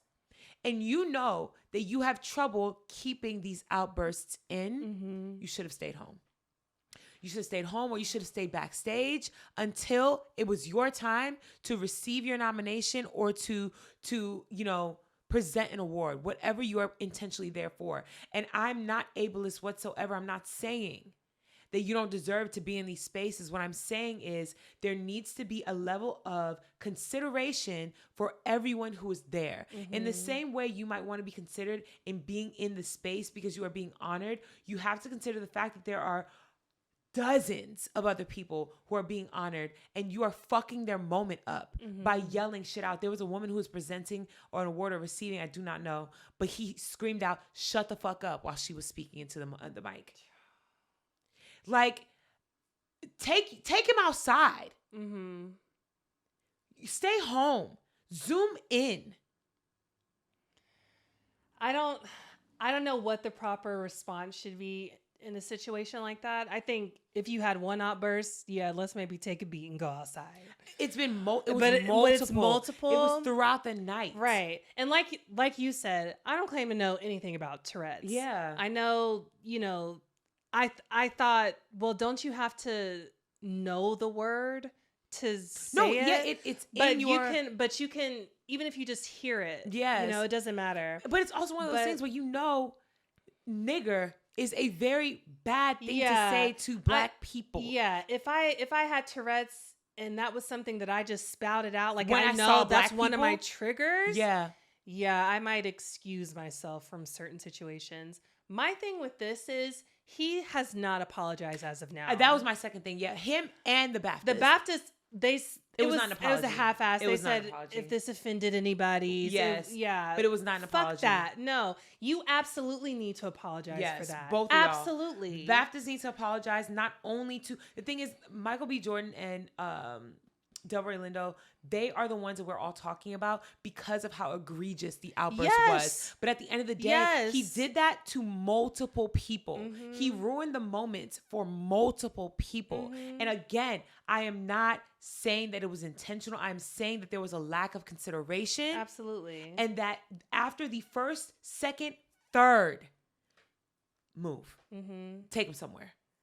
I would excuse myself. Yeah. And shame on the BAFTAs for keeping it in there because Akinola Davies Jr., he was accepting an award. He's a writer-director. And at the end, he ended his speech with Free Palestine. They cut that out. Oh, okay. So y'all could cut that out. So y'all purposely kept that in there. But you kept that, exactly. Yeah. Now, fuck y'all. Fuck y'all. Yeah. Because I wasn't even thinking about that. You're right. Yeah. It would be so easy, even if you didn't want to cut it because you wanted it to seem seamless, you could have easily just beeped it. Yeah. Bleep it out. They did bleep it out. They did censor it. Eventually, but I saw multiple clips. Oh, really? That said yes. Oh, I haven't even seen the original. Saying. No, they didn't originally. It was in there. Yeah, that's so fucked. You can clearly hear him say nigger. Let that have been an anti-Semitic remark. Oh, this would have been a completely different story. Okay. Completely different. Okay.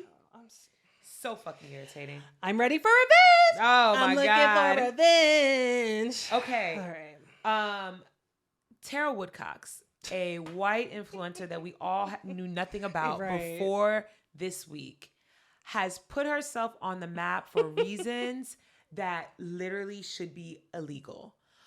She made a video talking about how she was in a hotel for a few days on a trip and she ran out of clean underwear.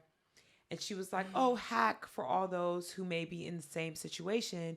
All you need to do is place your dirty ass panties into the top part of the Keurig where the pods or the coffee grinds go in. And she was showing us with an actual Keurig that was in her hotel room. She didn't put her panties in there, but we can assume that she had did it previously. Stick the panties in there, and she said just run it through a couple cycles because the hot water will just like clean it through. People drink from these. Yeah, that's disgusting. And not only do people drink from these, there are people who are just as disgusting as you who are going to take this idea and run with it. And what reality is running your panties through the espresso setting in a fucking Keurig a better idea than just using a little bit of the body wash or shampoo that they put in your fucking shower and scrub-a-dubbing your thong yourself? How disgusting and lazy are y'all? This is a level of nasty that genuinely proves my mama right in everything she ever said to me about not eating, drinking, sleeping, or sitting in anybody's house aside from our family. Child, when there was that conversation happening about white people not showering every day, not using a rag, Not or washing nothing, their legs. I'm like, surely this isn't the majority. No, they're disgusting. Boy. How many videos did we see during that era of women coming out and telling us, hey, I didn't learn to wash my body till I was in high school, college. I didn't learn how to clean myself until I had a black friend, a Hispanic friend, a person of color as a friend who taught me to wash my body. I've seen so many videos. I've spoken to people on set who have verified to me that a lot of times when they took showers, they were just letting water run through their body. And they would hit the hot spots. Yeah. And that's it. Y'all are just going pit, pit, pussy, butt, and that's it. But the one thing y'all wash all the time that y'all think makes you so clean is your hair. Oh, well, I wash my hair every 2 days. When do you wash your pussy? How often do you wash that crack? So disgusting. Y'all are washing y'all panties in the I can't even say it without being grossed out. In the Keurig is crazy. Without being grossed I wonder if she's out. going to have any repercussions from the hotel.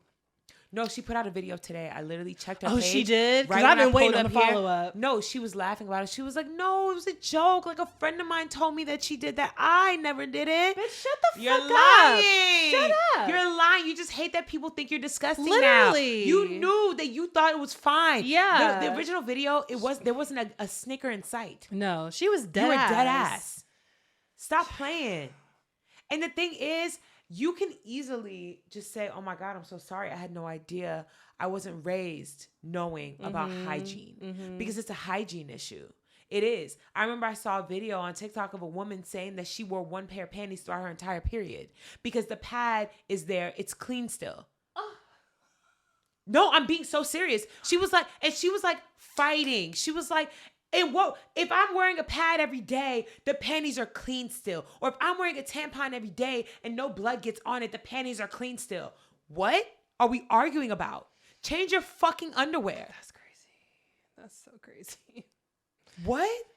Y'all act like changing your underwear is, you know what? Let me shut the fuck up because we just talked about our 5 panties is $50. Right. Maybe it's an economic issue. Let me shut up. I was gonna go on a rant. It might be an economic issue. I'm so sorry to the poor whites who think running the Keurig is more efficient financially. I understand. All right, let me shut up. I just know I grew up in a household where even though we did laundry, my mom made us scrub our panties by hand when we were in the shower. Really? Every time you took a shower, you brought your panties in, you scrubbed, you let it dry, then you put it in the laundry. I was not that thorough. My mom don't play about that shit. Yeah. Hygiene is a really big, really important thing in our family. But I was taught how to bathe. And I feel like white people are never taught. No, Like, I think we are all taught how to bathe. Black people specifically. Yeah. The only reason why the panty thing was a thing is, I told you this before, my mom raised us like we were still living in Haiti. So we like would take baths in with the bucket. Yeah. And like spray our body with it. And then after you were done, you washed your panties in the rest of the water. And then you poured the water out. And she would still put it in the laundry, but in her mind, she never thought laundry machine. She thought everything is hand washed. And then she'd be like, put in the laundry too, double wash it, because she didn't trust laundry machines. She didn't. My mom to this day still doesn't trust laundry machines. She thinks that they don't get a thorough enough clean, because she's like, how is you just like swishing things around the same as me scrubbing? So she will do a pre-scrub and then wash. My niece to this day, she makes her hand wash her panties. wow. Yeah. Imagine me growing up with that kind of upbringing and then watching a woman stuff a Victoria's Secret thong in a Keurig and just crazy. hitting go. And no soap. She never mentioned soap. Just hot water. That's it. Oh, fuck. That's crazy. Reshona Landfair came out to tell her story. For those of you who do not know, which is most of you, Reshona Landfair is the young girl who is being peed on in the infamous R. Kelly video. Okay, so Reshona Landfair wrote a memoir about her experience, and it's genuinely so heartbreaking. She met him when she was like 12. She was the rapper in an all-girl kid group, and her aunt, Sparkle, the singer, who did that song with R. Kelly. So of course, like if her aunt is a singer, she's in a girl group. Her aunt is like her career is breaking through. She brings the girls in, and R. Kelly immediately like was like, you. She explained how the grooming began, and she said it was innocent at first. It was just phone calls about like regular things like how was school, you know, about sports and games and like friends. And she said that at first it was like really like like she felt so special that this huge R&B star is interested in her like teeny bopper life and interested in her music and wanted to help her hone her skills in, and would call her and she would like recite like the newer raps that she was writing. And eventually it became him asking her what she had on, her describing what she was wearing. Then in later phone calls, it would be, okay, what do you have on? Now touch yourself. And then it just progressed. And she fully admits this. She thought that he was her boyfriend. She thought that they were in love, and she felt so special that all this was happening. And it took her years to realize she was being groomed. And it didn't come to light, and no one knew about their relationship until the P video came out. And it came out years later. And when it did release, she was still young, but her aunt recognized that it was her because it was really, really grainy. I've never seen the full video, but I have seen clips. It was extremely grainy. Her aunt recognized her because of the specific hairstyle she had, because that was her hairdo in the girl group at the time. Yeah. And so once Sparkle saw it, she immediately was like, what the fuck? And like had her, you know, tell her everything that was happening. But it took her years to release this relationship and to understand that it wasn't a you're special thing, that it was he was out here abusing multiple women. The way she described it was she had a moment of realization that he was like a serial killer and she was one of the victims, and that there were all these victims, because at first it was feelings of like jealousy and like, oh my God, he's cheating on me and like he's with all these people. And she had to realize, oh no, I'm a victim. And all of these people are victims as well. And she spoke about how it ruined her life when the video came out, because people that she knew, like friends from school, all these people she knew were hosting like watch parties. Remember, I don't remember because we were really young when this happened. Yeah. But they were bootlegging. Oh yeah. the I remember tape. hearing about it. You could like buy the DVD yeah, at the they would barbershop. come up to the barbershop. Yeah. Yes. And so imagine it's you having sex with, not having sex with, being raped, being pissed on by this grown ass man, and people who know you recognize you, and they're still having watch parties. That's so talking fucked. about it. I'm so glad that she finally took back her strength and that she is able to talk about it. But holy shit, the amount of trauma that she has been dealing with her entire life, all because at 12, 14, this man was like, you. It's fucked up. It's fucked up. The grooming I is pray real. for her. I pray Even for if her. you think as a child you're In love, consenting yes. to it. No. There, you can't consent. Yeah. This man was well in his 20s. Yeah. You were 12. Like, I think about my niece. She's 15. When she was 12, she had not an ounce of common sense. None. And she got too. Remember? Yeah. She met that man on Roblox? Yeah. Playing Roblox. Oh. Y'all, I've talked about this before, but literally my niece was almost damn near groomed. She was in the beginning stages of being groomed. It's so easy. They're children. Fuck.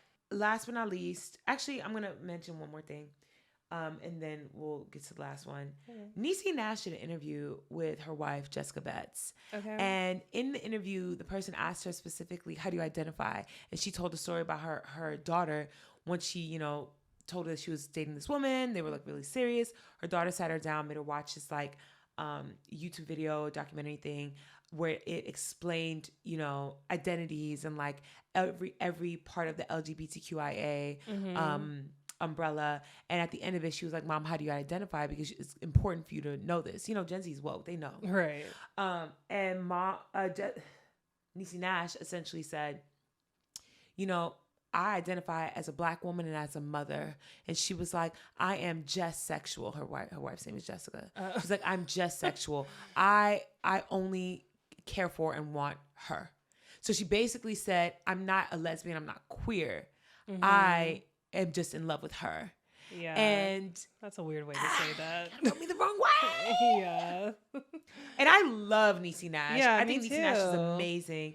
I just think that there needs to be a deeper conversation that is had with her and with her partner and maybe with a few allies to explain why conversations like this are important and why it's important to express your identity outside of just, well, I'm just sexual. I'm black and I'm mama. Like, I get it, but there are so many women who are lost who would find solace in you expressing your identity. You know what I mean? It's I wonder important. how that Representation made matters. her wife feel too. I don't think she cares. That's It's a whole thing in the community. Is she still ashamed to say that, or I don't know. Yeah, There's a lot of women in the community who do not mind dating straight women who are only gay for them. You know what I mean? Mm-hmm. And I'm not going to say that that's the scenario and that's what's happening there. I just think that I would like, and I know that she doesn't owe us anything. That's why I have no qualms about Niecy at all. I still love her. I feel like that answer just did not land the way that she intended it to. And I think that representation is very important. And if you're going to be very public with your marriage, and we love it, we love seeing it, I also want to know how you feel. Yeah. You know, are you standing with the community only because you happen to be married with a woman, or because you feel like you're a part of the community? I feel Those that are for two different sure. things. Yeah. Last but not least, Toy Story 5. You don't have to just say it like that, Mindy. I wrote it. Tabria added that in, and so I want you to talk about it, because the only thing I've really seen about the Toy Story 5 thing is that Andy's balding, and I'm like, but okay. it's about tech, having AI toys and digital toys, and how that's impacting the toys' relationship with their kids. Okay, you know what? It's It's really very. I'm interesting. gonna be sad. That's really interesting, because this week also people have been talking about the Lego Smart Block. Oh, I don't even know what that is. So these Lego sets are now coming with smart blocks if you purchase them separate. And so imagine like you have a build of a Lego like military or like Star Wars, like an airplane or whatever. You put all the pieces together.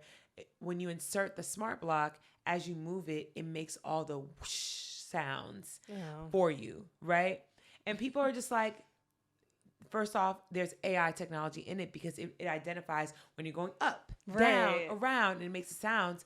And parents are like, I hate this, because now you're taking the creativity away from my child. Yeah. Because children normally do that, where they're like, whoosh, or like they know the sound that the animal makes. And so they're the ones going moo. And instead the toy is doing it, and the child then remains silent. Yeah. And it's like, it's not additive, but we're including it, and it also costs money. Yeah. It's interesting. Won't be purchasing that. Yeah, it's interesting. It's interesting. And the Is God Is trailer. Oh no, God Is, I'm very excited for. Yeah, I can't wait to see that. God Is seems like it's really and it's not goddess. It's God is. Is. It was a play, right? I have no idea. I think so. It was a play, and then they turned it into a movie. But I can't wait to see it. It comes out in May, I believe. Lots of good movies coming out I love this black year. film. Yes. And I hope that it becomes like our 2026 Sinners. I love, even though we're not getting as many good black films, the ones we get are extraordinary. Yeah. Extraordinary. I agree. Very excited. Well, Done this has with been all a that. very long I told first you half of the episode. It was going to be a lot. But it's fine. okay, because the meat of this episode is it's all opinion based and very lighthearted. As you can imagine, we are talking about the America's Next Top Model docuseries that came out. Reality check. Reality check. I have so many thoughts. I also am really excited to hear Tabria's perspective, because Tabria is a real life model. No. Yeah. Because a huge part of the critiques of the show is the fact that you built these women up and had these women basically like come on your show hoping to be real models, quote unquote, real models. And you set them up for a future where no one believes them. You know what I mean? Yeah. Like there were the challenges didn't really teach them how to model for real. There was no validity in their modeling career. Nobody really cared for them to be signed to these agencies, because they're not real models. Yeah. The imagery, all the pictures that they got were way too done up to actually be used in a book. And you kind of just left them to the wayside. Mm-hmm. Yeah, it was fucked up. But that's how all reality shows were. And I feel like still are. Like with American Idol, you had the select few out of dozens of seasons at this point who actually made it.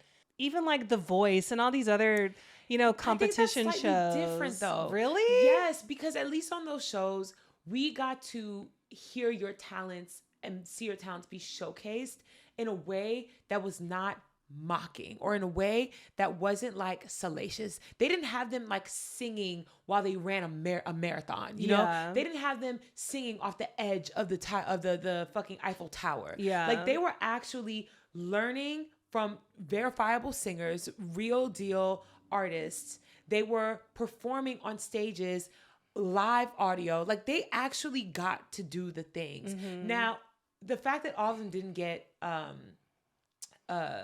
record deals afterwards, it says a lot to me about the state of the music industry at that time. Mm-hmm. This was also during the time where nobody was really getting record deals, and all these independent artists were like on SoundCloud and doing all these things. And the select few who did make a splash in the beginning seasons. Yeah. Ruben Studdard, even people that didn't win. Yeah. Fantasia Barrino, Jennifer Hudson, Kelly Clarkson. What's that man? Clay Aiken. All these people got a real deal shot. Mm-hmm. But then with the industry changing, the trajectory for all these people changed too. I feel really bad for anybody who's on The Voice like now, but there's so many people who have careers now. You just had to do it yourself. Yeah, with modeling, it's a very gate-kept career. Yes. And it's not something where you can pull yourself up by the bootstraps and just, finance your record, your album yourself and go put on it out. SoundCloud. You can't just go on Instagram and start posting pictures Yeah. and expect to be booked by For Vogue. it to have any validity to it, you have to be booked by a brand. And modeling has always been elitist. Yeah. And to me, it's kind of crazy that the show was birthed as a response to how gatekept modeling is and how elitist it is and how like cloudy and like classist it is, because Tyra dealt with all these things in her own personal journey. But then for you to be a verifiable model, Tyra is a top model. Absolutely. Was then, Yeah. still is now recognized as a model, as a modeling icon. Yeah. You know what I mean? Yeah. For you to have all this knowledge and to still make a mockery for a coin is crazy as fuck to me. It's not crazy to me. Because after watching that documentary, you see who she is. And she is out for self. She is a narcissist. She's a capitalist. Yes. But I don't want to place full blame on Tyra, because I feel like that's what they're trying to do with this documentary, because everybody a part of that show was shit. Not one of the judges on the documentary took accountability for anything. Yeah. Not one of them apologized for anything. They just said, oh, it was a sign of the times. That's just how it was in the early 2000s. And yes, that is how it was. That's why I didn't even realize how bad it was until I started seeing videos about it, like around COVID times when people started watching it again and they were playing back all of the challenges and what they were doing. And I was like, that really happened? Wait, which ones? Obviously, the race swapping one was one of the most Insane, egregious. yeah. That was crazy. Even for that time. Insane. That was crazy. Because I remember seeing that episode. Because Yeah. they did it twice. I saw the first one. And I remember thinking, this is excessive. I feel like they shouldn't be doing this. But even the one where the girls, it was the black girl on there. Her mom was killed. She got shot. Yes, and they made her be a victim of murder. Yes, of a gunshot wound. And I'm like, what are we doing? What the fuck are y'all doing? They had the blind girl do the pitch black dark runway. They had I think there was another blind girl. No, the deaf girl did the pitch black one. The blind girl, they had her do the pendulum one. Oh, where yeah. she couldn't see when they were She coming. couldn't see at She night. asked to walk the runway one time so she could figure out how long it goes, because she doesn't know when it ends. Yeah. And they said no. That's insane. That's insane. And Miss J specifically was rewatching that. and just kept roll. What are their pronouns? I think her or him. I don't know. I don't know. Let's just say they them. I'm Okay. pretty sure it's he him, but just still goes by Miss J. I don't know though. Okay. But yeah, they were just rolling their eyes the whole time at everything and just making looks and stuff. I'm just like, it's. And they only apologize for a select few instances, right? Let's start from the beginning. So initially, because I started rewatching it, and I had to stop because the episodes are that upsetting. Rewatching Top Model? Yeah, Top Model. Yeah. So season 1, episode 1, episode 2. And it was so... The way they filmed it was intentionally to be salacious and like hot reality TV, right? When I was a kid, I didn't really pick up on any of that because I wasn't like watching every week. I was just watching here and there. I was young. Like I wasn't really like tapped in. Because when did the show start? I think 05, I think. Yeah. Okay. Yes. I wasn't really tapped in like that. But they gave everybody these like random storylines like, she's a lesbian. How does it feel to be a lesbian wanting to be a model? Yeah. Or she's a Christian. How does it feel to be a Christian wanting to be a model? Oh, we're going to wear bikinis. Does that go against your Christian like moral standing? And it's like y'all are clearly like fishing. Oh, yeah. Fishing for things to talk about. And the way they did Shandy, I think was fully intentional. I think that they saw an opportunity in her getting too drunk. They saw an opportunity in them telling them to invite these men. Yeah. Because they could have just drank instigated on their the whole own. thing. They instigated the entire thing. In her being in the jacuzzi, I was watching some of the clips. Her eyes are literally rolling back. She's fucked up. Some of the girls can tell she's fucked up and they're like, girl, you good? She's like, I'm fine. Letting her go into the bathroom with a man and justifying it by saying contractually part of the rules is you can never follow someone into the bathroom if they're on their own, but if it's 2 people then you can. They use that as an excuse to go in and they never stopped anything when filming because part of the rules are we film everything. I want to know what the cameramen were thinking, and those are the people that I wanted to be interviewed. I mean, Shandy said when they like cut filming after that he just apologized to her. He was like, I'm so sorry I had to do this. Like, why the fuck would you not stop that? I don't like. Morality goes out of the window when it's for a check. When it's for a fucking check. Absolutely. That is the whole MO of this whole thing. Everybody was just out for themselves when it came to their job. No, Shandy said that the guy apologized. I just remembered. Apologized after they filmed her having the phone call telling. Oh, that's boyfriend. right. Yeah. So no one said anything because she passed out. Yeah. So literally they filmed them fucking and she passed out. Like, in what reality do you think any of these models would be okay with you filming her fucking? Yeah. If she's fucking and she's okay with the cameras being there, she's incoherent. Justice for Shandy. Like, I feel so bad I for know her. legally she probably has no standing. Because I would sue the fuck out of all of them. You know what's even crazier? None of the models got paid, but the judges did to do the documentary. I saw that. Yeah. Y'all are still taking advantage of them. Y'all are still taking advantage of them. That's why I wasn't surprised when I didn't see people like Takara or Yaya or Eva. Eva? Yeah, Eva. Eva, yeah. But also, I understand the ones who did do it, because even if you're gonna try to manipulate and you're gonna try to fuck us over again, at least we get our story out. For sure. That really sucks about Shandy too, because she was legit talented. Yes, she could have been like a real top model. She had such a great look. Yes, her ears, like that alien kind of face, her long wispy hair. What? Her alien kind of face. That's like a thing in fashion. I know. The bitch has such a strange face. She ate it up. No, but genuinely, my heart breaks for her. Yeah. My heart breaks for that her. Was so my sad. heart breaks for so many of the girls. What is the name of the girl that she yelled at? We were rooting for you. Oh. Was that wasn't Danny, was it? No. Oh, what was her name? I'm going to get back to We Are Rooting For You. Let's talk about Danny. Okay. Or Danielle, as she wants to be known by. First off, gorgeous. She looks incredible. I was like, she took my breath away. Yeah, I was like, damn. I was like, holy. She looks better now than she did then. Yes. Stunning. Yeah, she's beautiful. Oh my God. And I'm glad that she kept just the sliver of the gap. Dude. I'm so mad that they basically forced her. Yes. Forced her. She said no, and they made her go back. I remember watching this episode. My mom was in the room when I was watching this episode. And I remember when they were just like, oh no, like you got to close that. You got to close that. And I had a gap and I was like, oh shit, I got to close my gap. Like my gap is ugly as fuck. Yeah. Cause I was like, I look like her. She looks like me. Dark skinned girl with a gap. And they made it seem like it ruined her face. Yeah. You need to close that gap. You need to close that gap. And I remember asking my dad, please, can I get braces? And he was like, fuck no.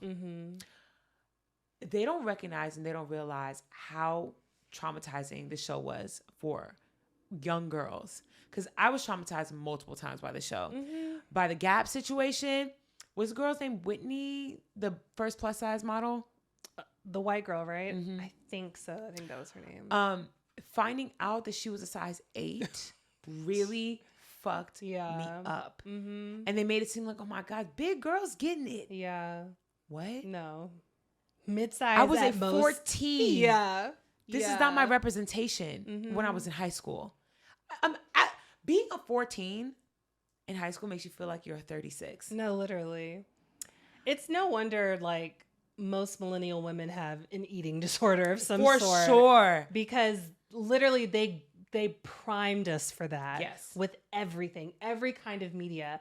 Yes. Like, just watching older movies now, you just see how they highlight cellulite and saddlebag. They have a name for everything. Batwing. Literally everything.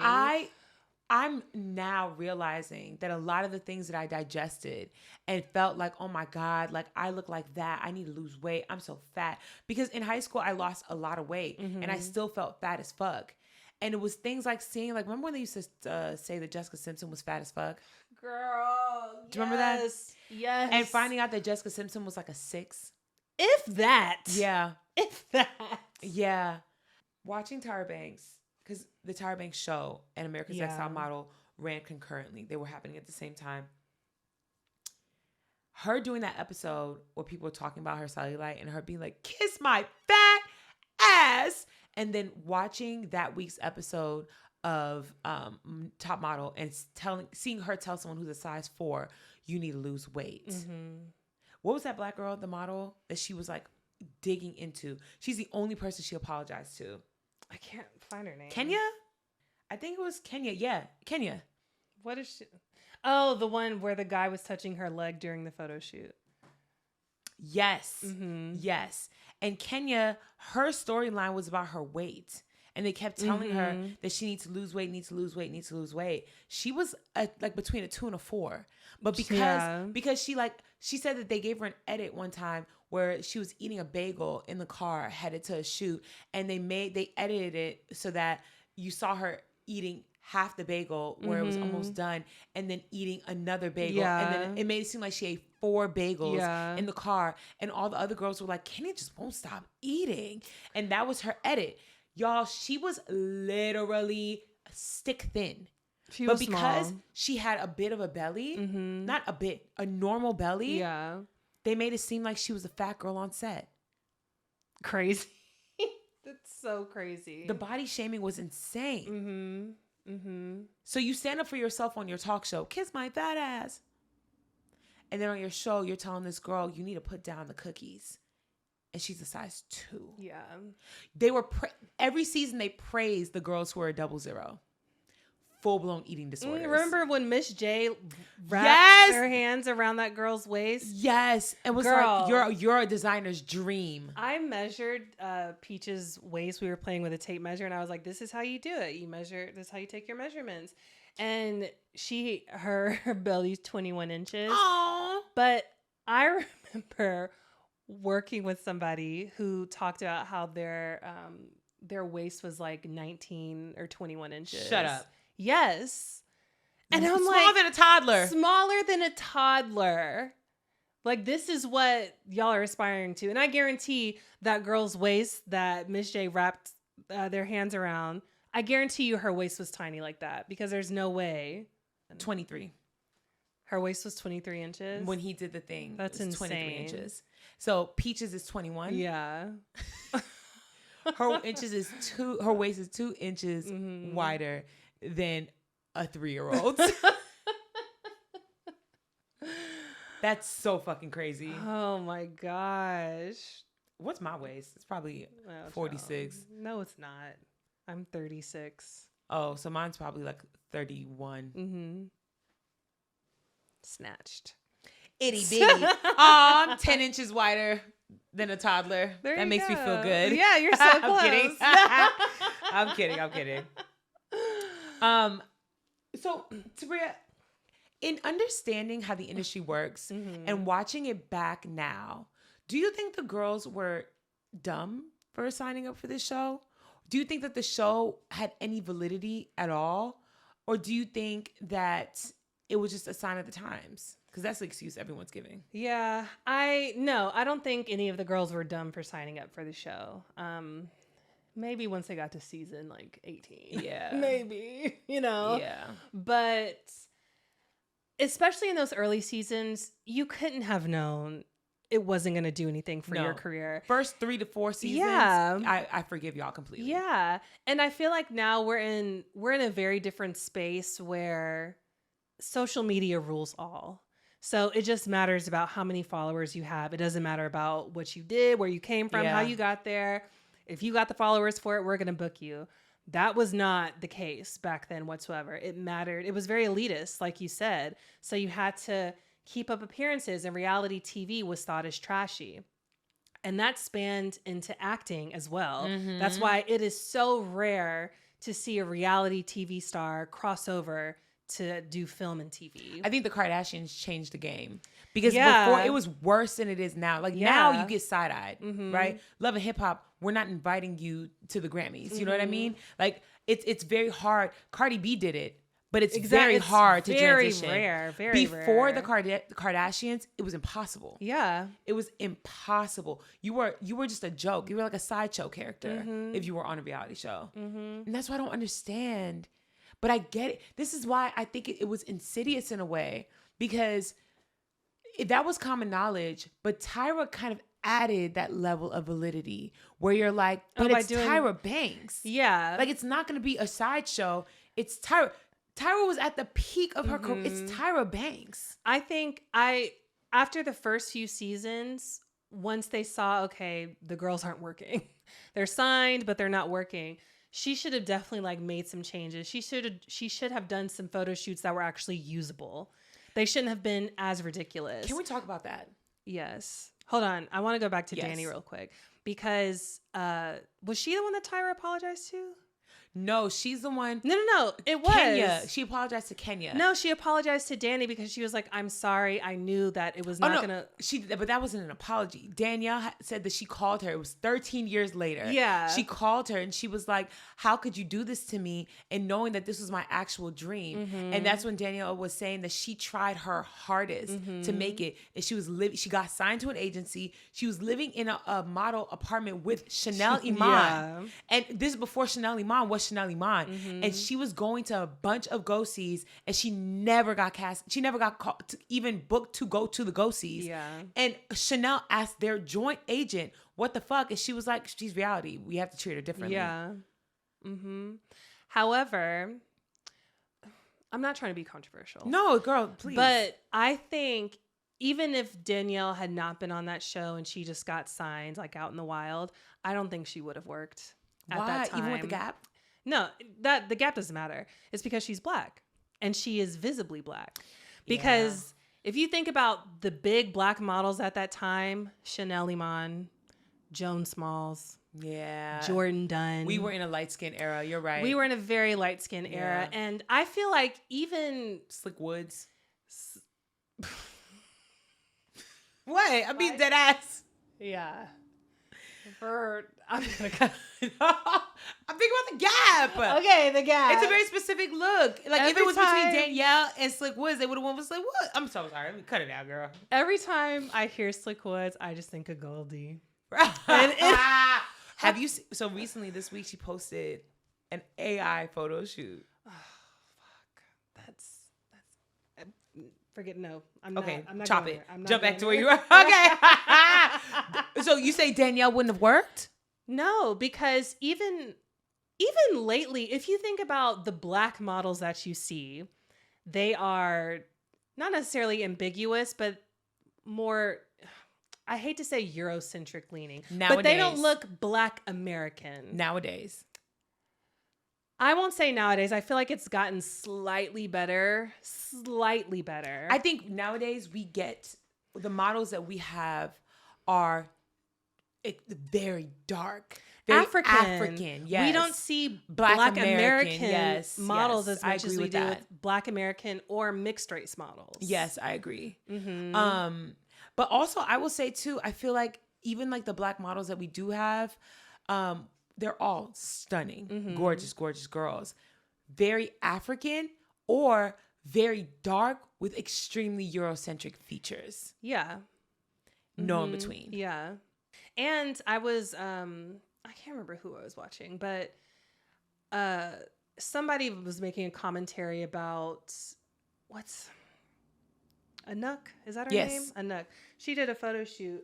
And they were just talking about how lots of dark-skinned models do these photo shoots, and they are literally just used as, not as a mannequin, because all models are mannequins essentially, but they're just used as like a prop more so, because they photograph them in a way you can't even see their features. Yes. A lot of the time. Yes, it's just a dark blob just in the dark. background. Yeah. And you're placed there as contrast to the white model. Exactly. Yes. Exactly. So even still, there's just major bias within the industry. I'm trying to see if there's a list of who is considered the top models of today, because the first one that I saw is stupid as fuck, and I Who was it? rebuke it in the name of Jesus.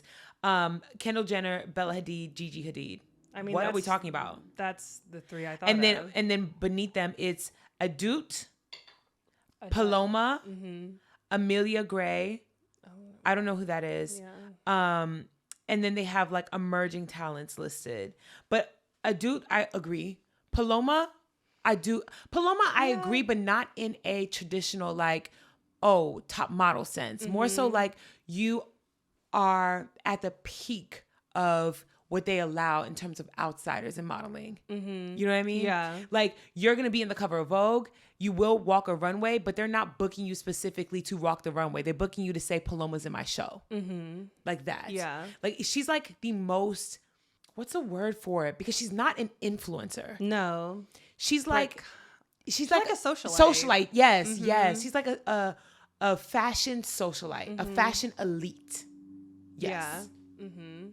I also think that the whole reality TV thing, I kind of went through that with social media. And because when I first started modeling, I was on social pretty early in terms of like how I was utilizing it. Because one of my good friends, who's Mindy's friend now too, Ken. Oh, yeah. He was a photographer, and he had a very keen awareness and was just tapped in to social media and entertainment at the time. Intuition on point. Yeah. And he was like, let's make some YouTube videos. I feel like you present well on camera. Let's do that. And we would just do photo shoots all the time and make YouTube videos. And my agents saw that I was doing that, and they told me to stop. And they were like, it's going to like degrade your brand. You don't need to be associated with this. And I didn't listen to them because I was like, I'm gaining followers really quickly, and I feel like that's a good thing. So I'm just going to stick to what I know. You know, I never really cared. I did at one point, but I never really cared about being like a fashion model. I cared about making money. But also in having conversations with you during this era too, Tabria's also always been aware that this body positivity movement had an end. Yeah. That they were faking it and that it was going to come and it was going to go. And I think that I think that you made a smart decision in prioritizing branding yourself. Like, of course, you still would have been successful, but there aren't many branches you can reach out to. Once they have you in this upper crust, cool, then you leave or they let you go. And then what? What do you do then? Yeah. There's so many models who we both know who were major names that now have regular jobs. Yeah, I remember I went to Coco Rocha had a model camp. I went to her very first iteration of it, and she wasn't shitting on commercial modeling whatsoever, but she acknowledged that there is a distinct difference in commercial modeling, and she didn't do it. And I always Commercial modeling is where the money's at. Thank you. Yeah. And it is so funny to see how so many models and so many celebrities partner with these major brands like Skechers. Yes. Like Target, you know, like all these, you know, T-Mobile, every day, whatever it may be. Yes. Because that is where the money is. But also 10 years ago, that would have been looked down upon. Oh, yeah. You'd be the laughing stock in these small circles because they're so elitist. And I understand that there probably were moments where people are like, Tabria's just like out here fucking her shit up. Oh, yeah. Like making the wrong choice. Like it happened to me all the time when, especially because working in New York is like that. I hated working in New York. It's so like elitist there. It still feels that way to this day. But every time I would show up on set, I could tell other models would feel a way about me being there. She's an influencer. She's an Instagram girl. She's an Instagram model. What is she doing here? And I feel like, why don't they view me as a model? But also, like, no shade. Do y'all look at Tabria's book. It'd be different if Tabria was a mid model. Like, just like, you know what I mean? Yeah. Like, you're just like pretty face, smile, whatever. Tabria models down. Tabria poses in ways that most plus size models don't. It's like you can feel the way you feel, but you cannot deny the talent that's there. Aww. It's the same way people like to shit on, and I'm not saying this because, you know, you love her and because she's such an icon, but it's the same way people like to shit on Beyonce. Yeah. Where people love to try to like nitpick and say these things. Well, she don't write her music though. Oh, but she da-da-da-da-da. You cannot deny the talent that is there. Right. You're hating because you're mad that she has a way to do all these things and do them all well. It's jealousy. It is. I'm sorry. There are pictures that Tabria's taken that I still have saved in my phone. I'm not even joking because they're that good. Thanks, Mindy. And I think most people don't look for those things. They think of Fashion Nova. They think of Torrid. Yeah. And it's like, babe, there's so much more. There's so much more. Tabria's walked in fashion weeks for years. Yeah. But look, I'm going to tell you like this now. It is so funny seeing how everything comes full circle because all of those girls that used to like clown on me on set would kill to be in my position now. Yes. And I hate saying no shade because it's shade. It is shade. But they're not working. Yes. Yes. And the crazy thing is, and this is, I'm not bringing up nobody in particular. This is just an archetype of person because not only did I work out here, I also worked in New York. I know so many models, straight size, plus size, across the board. A majority of the girls who took the opposite route and who probably were laughing at Tabria at that time have a closet full of Louboutins and Balenciaga and have $20 in their bank account. Yes. You have all the pictures of the experiences of you being in Paris, but you cannot pay your rent. You have the imagery of you being in the same rooms as the Hadids and doing all these things, but you had to move back home to the Midwest. Yep. They're trying to do social media now. Yes. And now they can't even speak on camera. And now you're DMing these people who hone their skills already, wondering why it's not you. I had one girl, she just DM'd me to promote her YouTube channel. Like, what are we talking about? Get out of my face. What are we talking about? I had a conversation with someone and they were talking about how a friend of theirs was really, and not in like a disparaging way, but just like Because we know a girl who used to model, but now she does influencer content, Aspen, right? And they brought her up and they were like, I don't understand, like, how is Aspen doing all this stuff, da da da, blah, blah, blah. And it's like, babe, she's been putting in the work. Yes. The minute the bookings ran dry, she immediately pivoted. And she didn't sit there and wait for y'all to catch on. She started doing it immediately. So you're wondering how she has all these brand deals and she's working with all these companies and and she signed to multiple agencies. It's because she pivoted and she understood that it took work to get there. I want y'all to understand social media, content, anything outside of like high fashion is hard fucking work. It is. It's hard work. And people who like to look down and laugh could never do it. Can't speak on camera. Don't know the differences between lenses and cameras. Don't understand lighting because all you're used to is showing up on set and everyone doing the work for you. Yes. You can't conceptualize anything. There's not a creative bone in your body. You can't even style yourself because other people like me were styling you. And so now when it's like, well, how do I make a buck? And you might have a brand who's like, oh, Topical says that they'll give you a couple $1,000s if you make this video. You don't know where to fucking start. No idea. And those people still have their noses turned up. It's crazy as fuck. I don't know how we pivoted to this point. I know. But the modeling industry has really, really changed. I think that there is a way for a lot of these girls to create careers for themselves, but it's going to take a lot of bootstrapping. Absolutely. A lot. Yeah. All these girls are still stunning, still beautiful. And unless they are intentionally choosing to remain hidden, they have an opportunity still. And I think that all of us need to understand what our strengths and what our weaknesses are. And I'm so sad that they had to experience that, but all hope is not lost for them. No. Especially with social media nowadays. Child, Yes. I hope they utilize this documentary and pivot to something else. I was if literally not about already. to say, I don't know if y'all caught on, but the entire documentary was just promo for the next season of America's Next Top Girl, Model. when she said that, I was Blew like, my please. mind. But the thing is, Tyra understands. Tyra and that Asian man who created the show with her, I don't remember his name. They both, because they're a duo, they work on this together. They both understand all press is good press. During the course of the show, all 24 seasons, they were getting shit on and dragged for a lot of things. Boost in views. Exactly. Boosted. And so I think she intentionally chose to take this L to boost the show. And so what I think a lot of these girls, a couple of these girls need to come together and make a podcast, and they need to do live reactions on all these shows and give their opinion and talk about the shit. Yeah. Y'all need to come together and get a bag for yourself. Seriously, if you were on Top Model, go back and just do podcasts of the seasons you were on. Yes. Every episode. Every Give us episode. the play-by-play. Thank you. Give us the behind the scenes Yes. talk about it.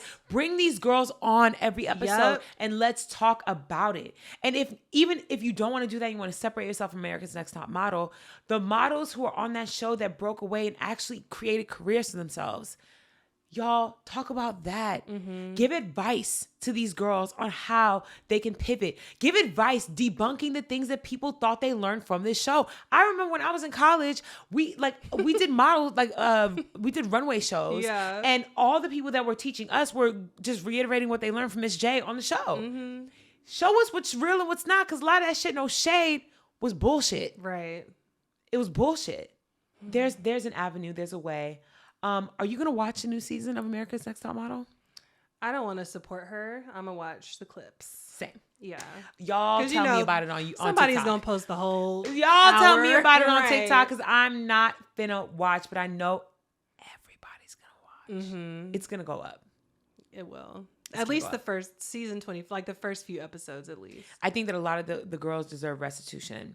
And I think Tyra Banks deserves an evaluation.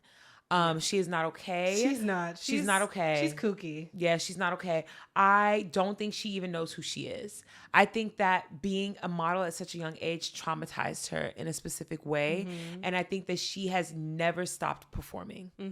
Yes. And I think agree. that the way that she was acting on the show, where literally I remember my feelings on the show shifting in real time and going from, oh my God, cool. Oh my God, Tyra Banks is so beautiful. She's so cool. To then being like, Tyra Banks is a little weird. Yeah. And then to being like, oh my gosh, she's so fucking annoying. Like I can't watch the show no more because she's fucking annoying. And I genuinely, like, I remember when me and Jay were watching it, I was like, she gives me Sagittarius vibes. Is she? Yes. Oh. Yes. I was like, okay, it makes sense. Because she just doesn't know when to stop. She just does so much and keeps going and going. And if she makes a joke and it's not funny, she double, triple, quadruples down on it. Because she's like, there's no way this isn't hitting. And I need someone to tell her, girl, you are the reason why we don't watch the show. She'll never listen to that. She's a narcissist. She's very self-absorbed. Yes. Did you know that Kenya Barris was a part of this show? The original or? Yes. Shut the fuck up. Yes. He was a producer and one of the creators of it. From the beginning? Yes. And they're like, now how did Kenya Barris just slip on by? Oh, first of all, Kenya Barris is problematic as fuck. Yeah. Always been problematic, will always be problematic. I do not root for that one man. Okay, black man or not, I'm not rooting for you because that's crazy as fuck. That's Wow. wild, yeah. And I really wanted Janice Dickinson to be a part of it, but it would have been the same shit. Janice Dickinson, I saw some interviews of her like resurface, and she has always said she doesn't like Tyra. Yeah. And that she's not her friend, and that she's on the show because she understands they make good TV together. She knows her role. Yeah. She was mean as fuck though. Yeah, she was. They were all very mean. They all contributed to fucking up people's self-esteem. Terrible. Terrible, terrible. I did feel a little bad for Miss J. Yes. When, I know that is really sad. unable to walk now. Yes. And then Tyra still hasn't reached out is crazy. The fucked up thing for me is I know for a fact if Tyra taps on them to come back for the next season, they'll all do it. They'll do it. They'll all do it for a check. I'm curious though. Do you think she will? Or I'll get a whole new cast? Because remember when they tried to get a new cast last time, the show failed and they had to cancel it. I could see her doing it for sure. I could see her bringing back Nigel and the other Jay. The Jays. No, but the other Jay specifically, I think is The makeup artist. Yes. Yeah. Still fine as fuck. Looks He looks great. so good. I'm Looks like, great. damn. I was like, okay, you Right. you have been working. Yes. Yeah, He looks okay. good. Looks amazing. For sure. TV ready. Yeah. TV ready. Miss J, I feel like Miss J could be brought back on as a judge and nothing else. Yeah. Because you know what I mean? Like you're gonna need someone else to teach runway. I'm so Yeah. sorry. Yeah. But I could see it happening. I think it would make for better TV than new hosts. Who do you think they're gonna tap on? Because you know they're gonna have to bring someone new, and Janice is not an option anymore. So who do you think that they would bring in? I wonder if it would be like not this person, but someone like an Anna Wintour. So I feel like it has to be someone with validity because Tyra is kind of viewed as a joke now. I don't think that they can bring someone with I validity. know, but I'm saying like, are they willing to pay that person? Because everybody's gonna do something for a check. But I don't think Anna Wintour would ever. No, that's why I said not her. But who? Like a creative director of some sort. Somebody who knows like what to look for. Demna. Maybe. I don't think they could afford him. Yeah. But maybe. I'm very interested. I feel like Kendall Jenner. No. She's not doing nothing. You know what I mean? Like maybe Ashley Graham. She did do a rendition of Top Model. I could see her being brought on. No, I mean like they need like a consistent. No, like a Janice, you know? Yeah, I could no, see, no, I agree. I don't know. Who else is like big in the modeling industry right now that like would be a ooh, but also makes sense? I don't know. I'm very interested to see. I don't want to watch it, but I'm interested to see what they go with. Yeah. And I'm also interested to see if Who's the photography signing gets up? better, right? Like- No, people are going to sign up because now this next iteration is going to have shit to do with modeling. It's going to be model-esque women who just want to be famous. That's it. Yeah. Watch this season be non-traditional models where it's, anybody could be a model and they're just going to take what they can get. Yeah, I mean, they tried that later on, too. They did. Well, That's that on was that. it for Top Model. That was just a mod low key. Tyra, just stay in Australia. Making your that hot ice cream. It's just a milkshake. Like, what are we talking about? I hate when people do reviews and they're like, oh my God, it's actually good. Duh. What the fuck did you expect? It's a melted milkshake. It's not like she invented anything. What are we talking about? It's sweet cream. Oh, God. Do you have a question? No. Okay. Since we were talking about this earlier in the episode, what is a hygiene tip that is overlooked? Ooh, that's good. Tabria and I have talked about this before, and I will always stand on this, but please, y'all, boric acid once a month.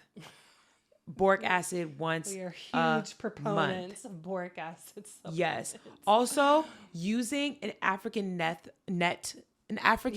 instead of a washcloth, because a lot of times people will reuse the same washcloth, because we're not going to use it one day and then put it in the wash.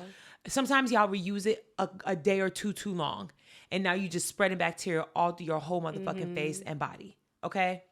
African net sponge is way better.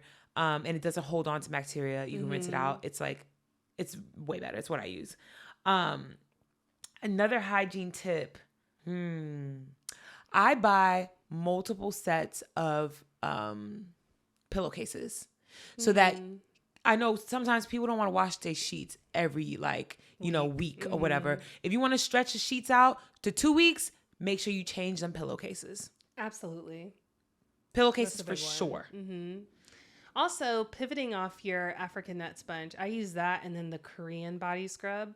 But be sure you clean those. Yeah. I clean mine once a month. I just put in boiling water, a little vinegar. Another hygiene tip that is not about like your body, but just in general, y'all, clean your straws if you have. If you have metal or glass straws, please get one of those what do they call them? Little brushes? Yeah. I know they come with them, but a lot of times people lose them. You can order more on Amazon or wherever, and literally, y'all, clean those. Clean them. Lots of bacteria gets trapped in there. Any other hygiene tips? Cotton underwear. If you have thick thighs and it's warm and you're wearing, like leather pants or a skirt or it's just a hot day out, please, guys, keep it dry or you will get a UTI or a yeast infection. When I see thick women tell me that they don't wear underwear, I'm like, how? What are you doing? How the fuck? The girl that I was telling you about before, bigger girl. Yeah, that's crazy. Crazy. I would literally have just water dripping down my leg. It'd be steam every time I open my legs. Literally. No way. No way. Absolutely not. Y'all, also, contrary to what you may believe, I need y'all to replace them toothbrushes every 3 months. At the least. That's what every they 3 recommend. months. Yeah. At the Please least, replace guys. your toothbrush. Please.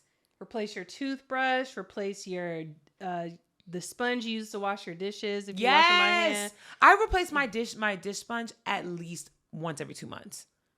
I do. I do mine once a month. Okay. Well, I don't be home. Yeah. So, but it would be once a month if I was home washing dishes every day. Anything else? There's so many gross things in this world. I know. Oh God. I think that's it for me. One thing I like to do is I put dryer sheets in like my drawers or dryer sheets in like the trash can between like the actual trash can and the bag. Yeah. And it just keeps things smelling fresh because scents can linger. Yeah. And sometimes your trash don't stink. It's the trash box or container itself that stinks. Right. That's a good one. All right. I mean, hey, me and Tabria both used to be cleaners. If you want to talk about cleaning, bitch, we was maids. We was maids. Okay. Maids in LA. My God. Well, that's it for this episode. That is. It's been real. It's been fun. It's been real fun. We'll see y'all next week. Bye. Bye.